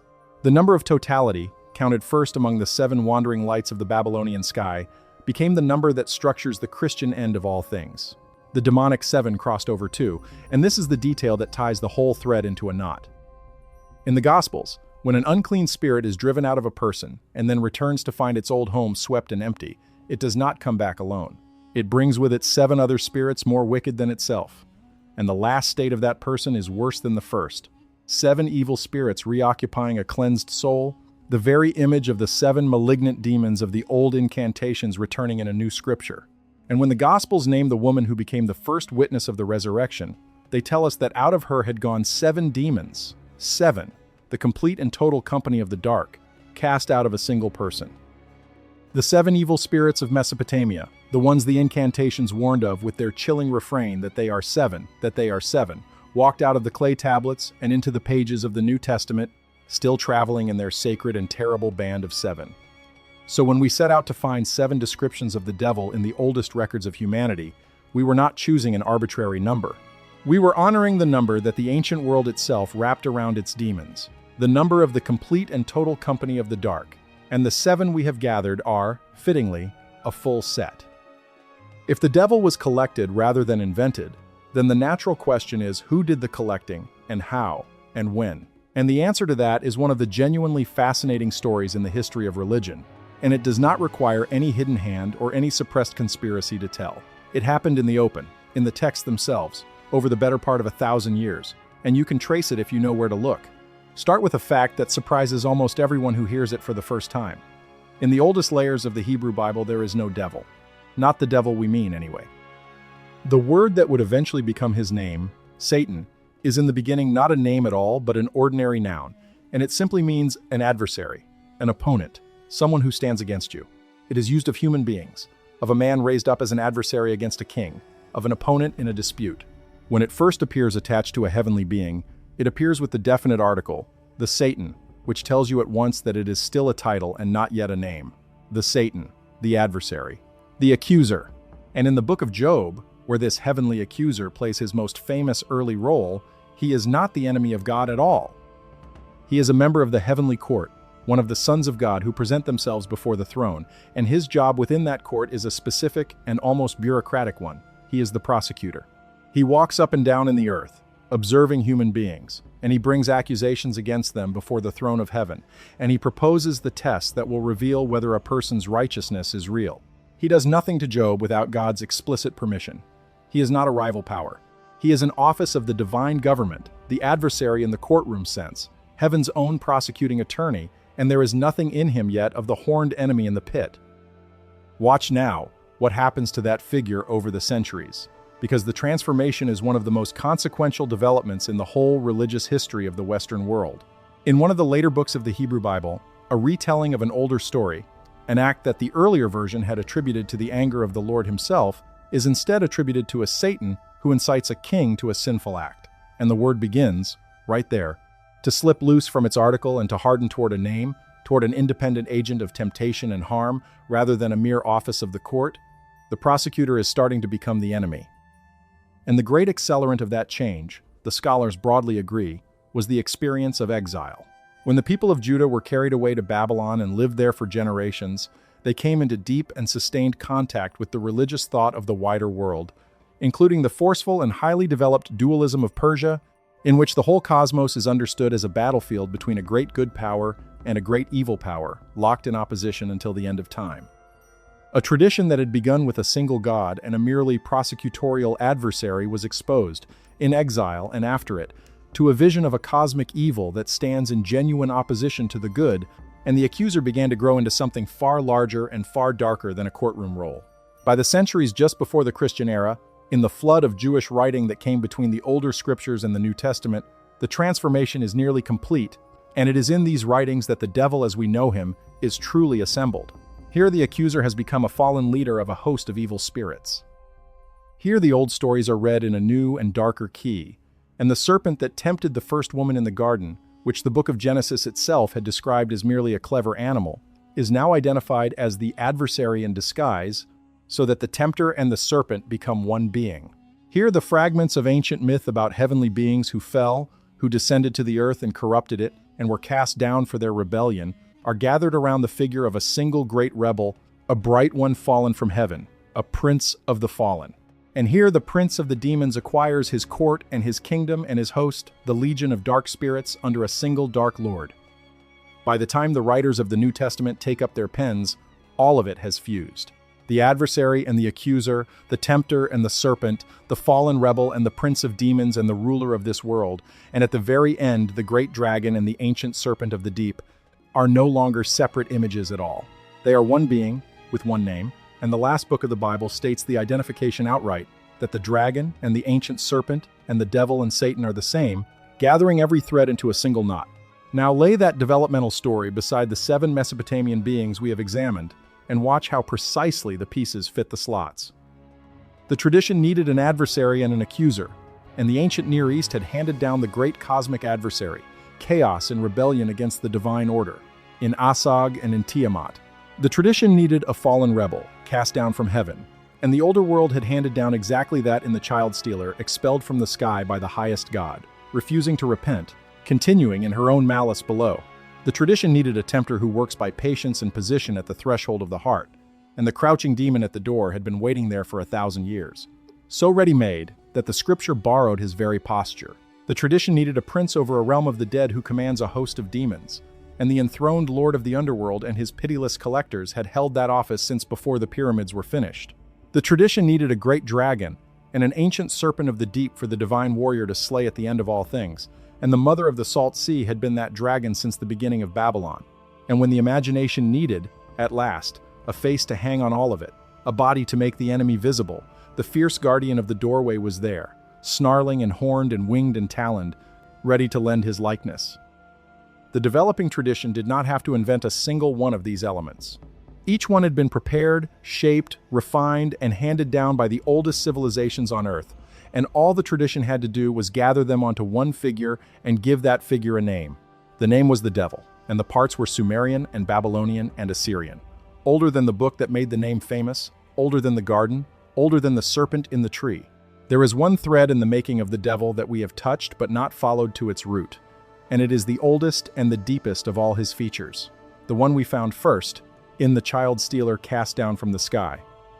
It is the fall itself, the heavenly being thrown down from heaven, and it has a history every bit as ancient and every bit as inherited as the face, and following it to its source ties the whole account together. Ask almost anyone where the story of Satan's fall from heaven is told in the Bible, and they will point confidently to a passage that they believe describes it. A passage about a shining one, a light bringer, who fell.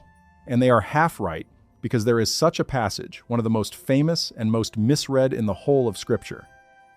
In the book of Isaiah there is a taunt, a mocking song, and it cries out over a fallen figure, "How are you fallen from heaven, you shining one, you son of the dawn? You who said in your heart that you would climb up to heaven and raise your throne above the stars of God, and sit enthroned on the mountain of the assembly of the gods in the far heights. You who said you would ascend above the clouds and make yourself like the Most High, and yet you are brought down to the pit, down to the depths of the grave." The shining one, the son of the dawn, is the morning star, the brilliant light that rises just before the sun, and in the old Latin translation the word for that morning star was the word that English borrowed as the name we now attach to the devil himself, the light bearer, so that this passage became, for the whole later tradition, the very account of the devil's fall, the proud rebel who tried to set his throne above the stars and was cast down into the pit for his ambition. But the passage, in its own original setting, is not about the devil at all. It is a taunt against a human king, the proud king of Babylon, whose arrogance the prophet mocks by comparing him to a figure from an older story, a story the prophet's listeners would have known at once. For behind the shining one who tries to climb to the highest throne and is cast down, lies an ancient myth of the Western Semitic world, the story of the morning star god, the bright planet that we call Venus, who rises so brilliantly at dawn that for a moment it seems it might claim the very throne of heaven, might mount to the summit of the mountain of the gods and rule there, and yet who is quenched and thrown down the instant the sun itself rises, driven from the sky by a greater light, ambition punished by its own overreach. The morning star that climbs so high and is cast down so fast was, in the old myth, a god who reached for a throne too high for him and fell, and the prophet reached for that ready-made image to mock a mortal king who had done the same in his pride. And here is the thread that ties it back to everything, because that brilliant morning star, the planet Venus, whose rising and falling gave the world its oldest image of the ascent and the fall, was in Mesopotamia the very star of the great goddess, the star of love and war whose descent into the underworld we have already followed through her 7 gates. The astral drama of the light that climbs and is cast down was watched and worshipped in the same Mesopotamian sky that gave us the 7 wandering lights and the sacred number and the demons of the dark. There is a companion passage in the book of Ezekiel that does the same thing with an even more haunting set of images. It is a lament over the king of another proud city, and it places him in the garden of God, on the holy mountain, and calls him a guardian cherub, a covering angel of surpassing beauty and perfection, blameless from the day he was created until iniquity was found in him, until his heart grew proud because of his beauty and his splendor, so that he was cast down, driven from the mountain of God, and thrown to the earth in disgrace. A perfect guardian being, radiant and beautiful, set in the garden and on the holy mountain, brought down by pride and corruption and cast out. Once again the passage is, in its own setting, a taunt against a human king.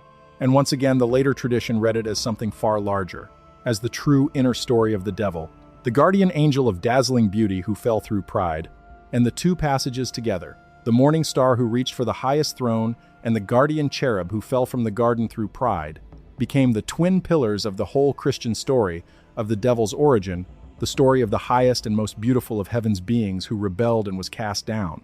Lay that beside the child stealer and beside the whole developmental story we have traced, and the circle closes. The very first feature we found in the very first of our 7, the heavenly being of the highest divine birth, cast down from the sky for wickedness, and continuing below in unrepentant malice, is the same feature that the fall passages give the developed devil, the shining one cast from heaven, the guardian cast from the garden. And the image of the ascent and the fall itself, the light that climbs toward the highest throne and is thrown down, was written across the Mesopotamian sky in the rising and setting of the morning star, the star of the goddess, watched and worshipped in the land between the rivers thousands of years, before a prophet borrowed it to mock a king, and a later age borrowed it again to tell the fall of the devil. The fall, like the face, like the throne, like the dragon, like the whisper, was not invented. It was inherited, handed up out of the oldest sky watching, and the oldest myths of the oldest cities, one more piece of the enemy prepared and waiting long before the tradition that would gather all the pieces into a single fallen one and give him a single name. There is a question hovering over this entire account that deserves a direct answer before we weigh the bold claims against the cautious ones. And it is this: how do we know any of it? These are not stories that came down to us in an unbroken tradition, recited from parent to child across the centuries.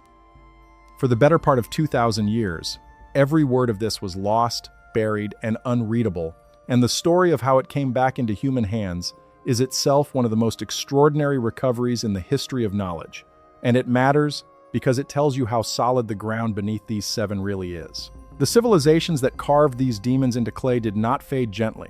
They fell, and their cities were abandoned and buried under the drifting earth, and their language and their writing died so completely that for 2 millennia, no living person could read a single sign of it. The great mounds that had been Nineveh and Babylon and the other cities of the plain became featureless hills, and the travelers who passed them had no idea that whole libraries lay sleeping beneath their feet. The cuneiform script, the wedge-shaped writing pressed into clay, survived only as an indecipherable mystery, marks on stone and brick that no one could sound out, a lost language written in a lost alphabet, doubly sealed. The demons and the gods in the epics were not hidden by any conspiracy. They were simply buried and forgotten and mute. Then, across the 1800s, a handful of scholars and adventurers did something that had seemed impossible. They dug into the mounds, and they found the tablets, tens of thousands of them, whole archives of baked clay, including the remains of a great royal library gathered by one of the last mighty kings of Assyria, who had sent scribes across his empire to collect and copy the accumulated learning of 1,000 years and store it in his palace. When that palace burned in the sack of the city, the fire that destroyed it did the one thing that could have preserved its library, because the clay tablets, which would have slowly crumbled if left to the damp of the centuries, were instead fired hard as pottery by the flames and sealed under the collapse, waiting in the ground for the excavators who would come more than 2,000 years later and carry them off by the crate to the museums of Europe. And there, over the same decades, other scholars cracked the script itself, working from great trilingual inscriptions that a Persian king had carved high on a cliff face, using the known languages to pry open the unknown, until sign by sign and word by word, the dead writing began to speak, and the demons rose out of the ground and out of the silence and told their names again. This is why the ground beneath our seven is so solid, and why the dating we are about to lay out can be trusted. These are not legends filtered through centuries of retelling and embellishment, growing in the mouth with every generation. They are the actual documents, the primary sources, the very tablets the ancient scribes pressed with their own styluses, recovered directly from the earth, many of them datable with real precision by the reigns of the kings who commissioned them, or the scribes who signed and dated them. When we say that the child stealer was carved onto amulets 3,500 years ago, we are not repeating a tradition. We are reading the amulets. When we say the dragon of the Salt Sea was recited at the Babylonian New Year, we are reading the copies the priests used, with their own notations. The demons did not come down to us softened and blurred by the long game of whispered transmission. They came up to us, hard and sharp and exact, straight out of the ground, in the original hand, and that is a kind of evidence that almost nothing else in the study of ancient religion can match. It is also, and this is the point that will matter most in a moment, the same evidence that both the boldest theorists and the most cautious scholars are looking at. They are not disagreeing about whether the tablets exist or what age they are. They are disagreeing about what the words on them mean, and that disagreement is where we turn next. This is the point in the account where we have to turn and face the forbidden reading directly, honestly, and without either swallowing it whole or dismissing it with a wave, because it is ridden alongside us through every one of the seven, and it deserves a reckoning. The forbidden reading, the one that flows through the ancient astronaut books and the late-night broadcasts and the whole vast underground of alternative history, says something specific, and it is worth stating cleanly. It says that the Anunnaki, the great gods of Sumer, were not gods at all, but physical beings, visitors from elsewhere, and that the demons and monsters cataloged in these texts were likewise real physical entities, encountered and recorded by a people who had no framework for what they were seeing, and so called them gods and demons, for lack of any other words. In its strongest form, the reading says that the devil, the whole assembled figure we have been tracing, is not a myth or a psychological projection at all, but a garbled memory, humanity's dim and frightened recollection of a real being or a real class of beings that once walked among us and did us harm, dressed by later ignorance in horns and wings and fire. The mainstream world of scholarship rejects this, and it is important to be clear and fair about why, because the reasons are good ones. The man who did more than anyone to popularize the modern version of the Anunnaki astronaut theory built it on translations of the Sumerian and Akkadian texts that the scholars who actually command those languages say are simply wrong, that render words in ways the grammar and the vocabulary do not support, that take poetic and religious language and force it into a literal technological meaning it will not bear. The professional Assyriologists, the people who spend their careers learning to read this cuneiform, do not find spacecraft and mining operations and genetic engineering in these tablets, because the words that are translated that way in the popular books do not mean those things. They mean what they have always meant in a religious literature: gods and offerings, and temples, and the making of humanity from clay to serve the divine. The scholarly rejection of the astronaut reading is not a conspiracy of gatekeepers protecting a comfortable orthodoxy. It is the considered judgment of the only people on Earth who can actually read the primary sources without a translator standing between them and the clay. And their judgment is that the astronaut reading is a misreading, built on mistranslation, imposed on the text from outside. And yet it will not do to simply sneer at the impulse behind the forbidden reading, because the impulse is pointing at something real, even if the explanation it offers is wrong. The impulse is a response to the genuine strangeness of these texts. And the strangeness is not invented. The specificity of the demons really is unsettling. The consistency of the descriptions across centuries really is striking. The insistence of the ancient writers that their gods were physical, that they came down and went up, that they ate and bled and grew tired, really is there in the tablets, and really does resist the comfortable modern assumption that these were always understood as pure symbols. The forbidden reading is wrong about what the strangeness means, but it is right that the strangeness is there, and the mainstream world has too often answered that strangeness with "oh!" And the shrug is what drives people into the arms of the astronaut theorists in the first place. If you tell a person that the vivid, detailed, physically precise horror carved onto a Babylonian amulet is nothing but a symbol, and there is nothing more to say, you should not be surprised when they go looking for someone who will at least admit that it is strange. So let us hold the honest middle, which is more interesting than either extreme. What these 7 beings prove is not that visitors from another world once terrorized humanity, it is something quieter and, in its way, more profound. It is that the devil, the single greatest image of evil the Western world has ever produced, was not handed down from heaven fully formed, and it was not invented by the writers of Scripture out of nothing. It was assembled over thousands of years out of the accumulated fears and gods and monsters of the oldest civilizations on Earth, inherited piece by piece and function by function, from a world that the Bible's own authors lived downstream of and drank from. That is not a small claim, and it is not a comfortable one for anyone who imagined the devil as a purely biblical revelation, a truth delivered from above rather than a figure built up from below. The devil has a history. He has a birthplace. He was made by human beings, in clay, in the river valleys of Mesopotamia, out of the things they feared most, long before the book that named him was ever written. Whether you find that thrilling or unsettling probably says more about you than about the tablets. But it is what the evidence shows, and it needs no ancient astronauts to be astonishing. The forbidden reading and the grounded reading, in the end, are answering 2 different questions, and much of the heat between them comes from mistaking one question for the other. The forbidden reading asks whether these beings were real, and answers yes, they were physical visitors. The grounded reading asks what these beings meant, and answers that they were the shapes the human mind gave to death and disease and chaos and the terror of the dark. But there is a third question that both of them circle without quite naming, and it is the one that actually matters for our search, and its answer is not in dispute at all. Did the descriptions come first? Are these 7 Sumerian and Babylonian and Assyrian beings genuinely older than the devil of the Bible? Did the horned face and the fallen rebel and the crouching tempter and the dragon of the deep and the Lord of the dead and his legion truly exist, carved and written and worshipped and feared, before the scriptures that we think gave us the devil were ever composed? On that question, the boldest theorist and the most cautious scholar stand on exactly the same ground. And the ground is solid, and we should stand on it too and look at just how solid it is.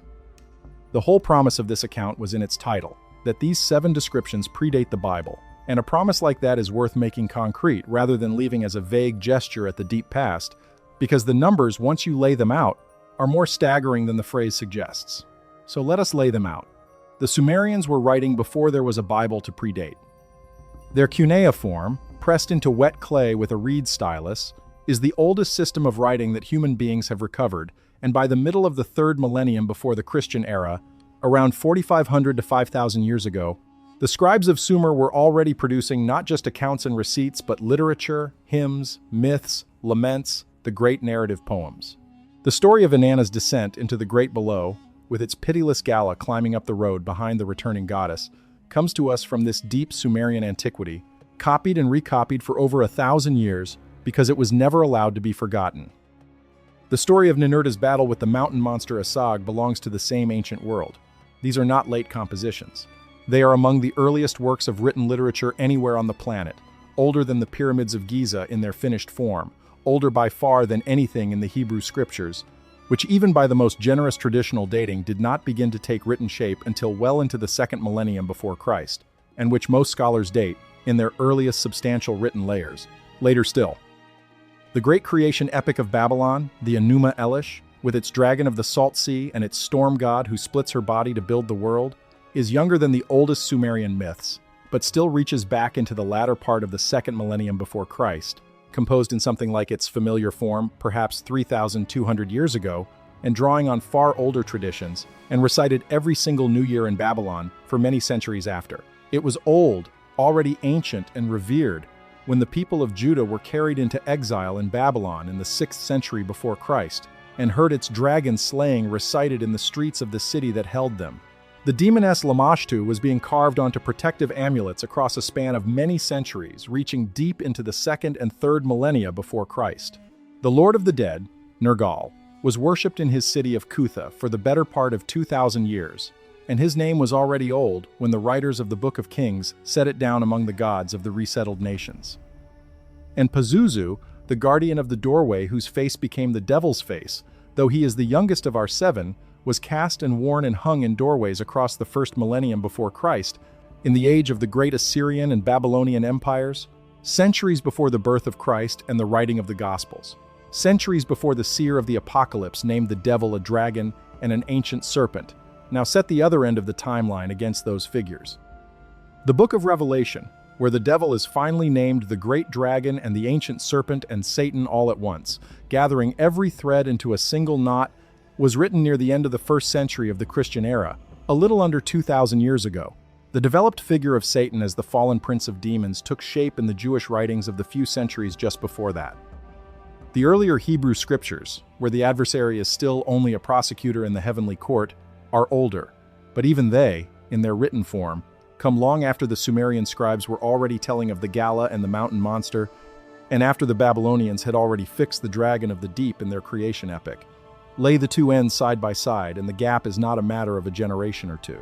The oldest of these 7 descriptions predates the naming of the biblical devil not by decades or by centuries, but by the better part of 3,000 years. 3,000 years.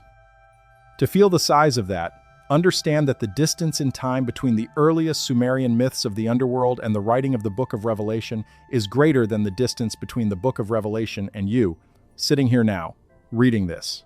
The Sumerian scribe who first wrote of the pitiless collectors of the dead was as distant from the author of Revelation as the author of Revelation is from the present day. And further, when we say these descriptions predate the Bible, we are not making a small or a technical point. We are saying that the raw materials of the devil were already ancient, already worn smooth by centuries of retelling, already carved into millions of pieces of clay and bronze and stone, before the tradition that would gather them into a single named enemy had written its first relevant word.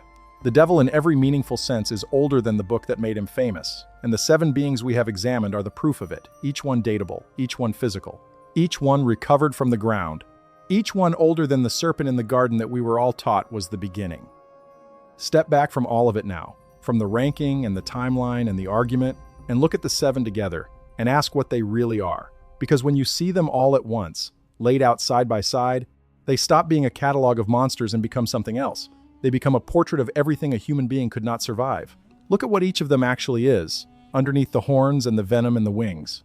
The child stealer is the empty cradle, the death of the newborn and the mother in the night, the single most unbearable loss the ancient world knew, so common and so unstoppable that a whole demoness had to be built to carry the weight of it.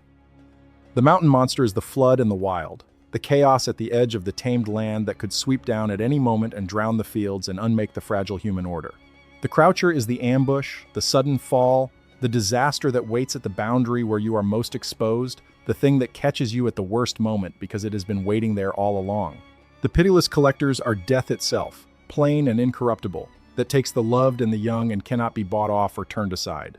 The Lord of the Dead is the plague and the war and the killing sun, mass death enthroned, the destruction that empties cities. And the great dragon of the sea is the deepest fear of all, the fear that the whole ordered world is only a thin island of arrangement in an infinite ocean of chaos that would swallow it back the instant the guard was lowered. 6 terrors, and each one real, and each one true, and each one still capable of taking everything from a person in an afternoon. The devil, then, is not a stranger. He is not an alien intrusion into human life from some outside place of pure malice. He is a portrait, assembled over thousands of years, of the things that human beings have always feared most, gathered up out of the empty cradle and the flood and the ambush and the grave and the plague and the drowning deep, and given a single face so that all of it, all the scattered and unbearable terror of being a fragile living thing in a dangerous world, could be held in one place and named and, in the naming, made a little more bearable. That is what a monster is in the end. It is a container for a fear too large to carry loose. And the devil is the largest container the Western imagination ever built, because he had to hold the largest fears there are, and he holds them still. There is a strange comfort in that, and also a strange horror, and both are worth sitting with. The comfort is that the devil is not evidence of some cosmic malignancy aimed at humanity from beyond the world. He is evidence of the opposite, of the human genius for taking the meaningless catastrophes that fall on us at random, the dead child and the plague and the flood, and wrapping them in a story, giving them a name and a face and a will, so that they become an enemy rather than a void. An enemy you can fight, or pray against, or at least understand. A void you can only fall into. The people who built these 7 beings were not being primitive or credulous. They were doing the bravest thing the human mind can do, which is to look directly at the worst that can happen and refuse to let it be meaningless. To insist on a shape and a story even for the horror, because a horror with a shape can be lived beside and a horror without one cannot. Every amulet at every throat, every guardian figurine buried under every threshold, every incantation sung over every sickbed was an act of that refusal, a small human insistence that the darkness had a name and could therefore, somehow, be faced. And the horror in it is simply this: every one of those terrors is still here. We have new names for them now, and better weapons against some of them, but the empty cradle still happens, and the plague still comes, as anyone who has lived through recent years knows in their bones, and the flood still rises, and the war still empties its cities, and death still takes the loved and the young, and cannot be bought. The container has lasted because the contents have lasted. The devil endures not because of any conspiracy or any suppressed truth or any visitor from the stars, but because the fears that built him endure. And as long as human beings are fragile and mortal and loving and afraid, they will keep needing a face for the dark, and the face they reach for will keep being, whether they know it or not, the one that was carved in the river valleys of Mesopotamia when the world was young. There is one more thing the 7 have to teach, and it is the strangest and the most quietly disturbing of all their lessons, and it belongs to the guardian at the top of the ranking, the one whose face we borrowed. The lesson is about how meaning moves through time, and how easily it inverts, and how the sacred of one age becomes the diabolical of the next without a single line of the picture being changed. Consider again what happened to Pazuzu, because it happened to more than him. His face did not change. The horns stayed horns, the wings stayed wings, the talons stayed talons, the snarl stayed a snarl. Not one feature was altered as the centuries passed. What changed was the meaning we hung on the features, and it flipped completely over, from protection to damnation, from the guardian a mother wanted at her door to the enemy she wanted kept out of it. The same is true of the Lord of the Dead, who was a worshipped god in his own land and a demon in the ranks of the enemy in the tradition that absorbed him. The same is true, in the largest sense, of the whole horned and winged vocabulary of the ancient sacred. The nature gods and the wind spirits and the guardian beasts of a dozen older religions, all of them gathered up by a new and jealous faith and turned, feature for feature and horn for horn, into the image of hell. The gods of the old world became the demons of the new one, not because they changed, but because the people looking at them changed, and hung a new meaning on the old face. This is the deep pattern that runs underneath everything we have traced, and once you see it, you cannot look at any monster the same way again. What we call evil is very often the inherited and inverted sacred of an older world. The devil is, in large part, a museum of demoted gods and dethroned guardians, the collected divinities of the peoples that the biblical tradition conquered or replaced or defined itself against, stripped of their old dignity and their old function and hung together in the dark under a single hostile name. The horns that once meant divine power, the power of the bull and the storm and the fertile wild, now mean the enemy. The serpent that once meant wisdom and healing and the renewal of life, shedding its skin to be born again. The serpent that coiled around the staff of the healer in the old world and coils around it still on the sign outside every pharmacy, now means the deceiver in the tree. The very features that the ancient world reached for to picture what it revered, the human imagination later reached for to picture what it feared, and the overlap is not a coincidence. It is inheritance. It is the same images handed down and turned inside out. You are free to find in that a scandal or a revelation, and honest people have found both. Some will hear in it a debunking, a reduction of the sacred to a game of borrowed and inverted pictures, evidence that the devil is nothing but recycled mythology, and therefore, perhaps, that everything built on top of him is recycled too. Others will hear something closer to awe, a sense of the astonishing depth and continuity of the human religious imagination, the way an image can carry meaning across 3,000 years and 6 civilizations and a dozen languages, gathering and shedding significance as it goes, never quite dying, always being reborn in a new mouth with a new name. Both responses are available, and this account will not choose between them for you, because that choice is not one that any person should make for another.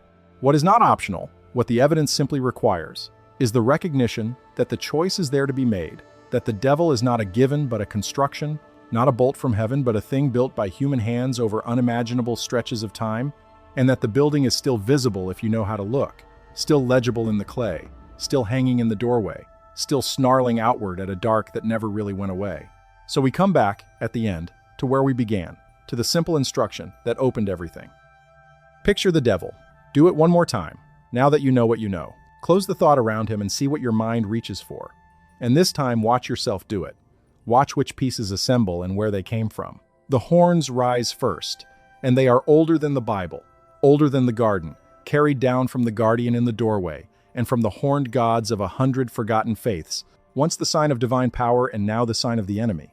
The wings spread behind him, 4 of them or 2, feathered or leathern, and they are the wings of the wind demon king who kept the child stealer from the cradle.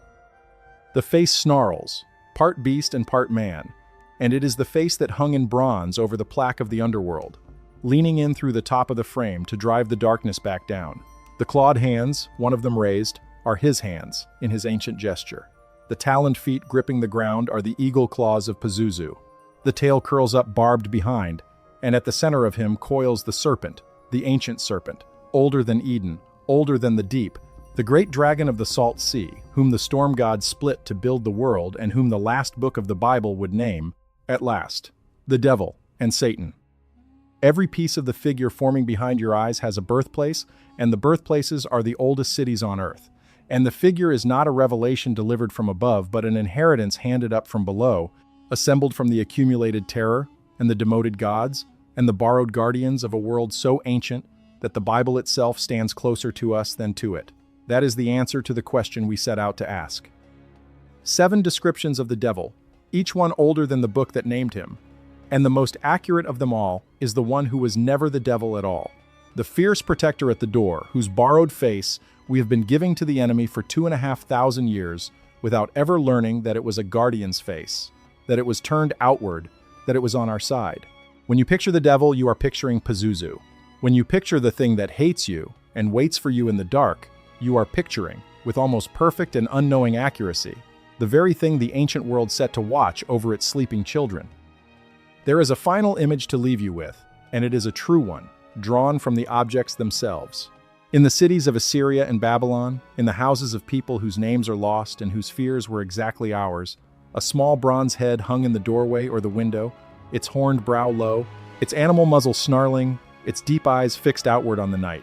It faced away from the family sleeping behind it and toward the dark beyond the threshold, and its whole purpose, its only purpose, was to stand between the people it guarded and everything out there that wanted them. It was the fiercest face they knew, and that was exactly why they trusted it. They understood something we have half forgotten, that the guardian and the monster wear the same features, that power is not evil until it is turned against you, that the thing fierce enough to protect a child is fierce enough to terrify one, and that the difference is only ever a matter of which way the face is turned. We turned it around.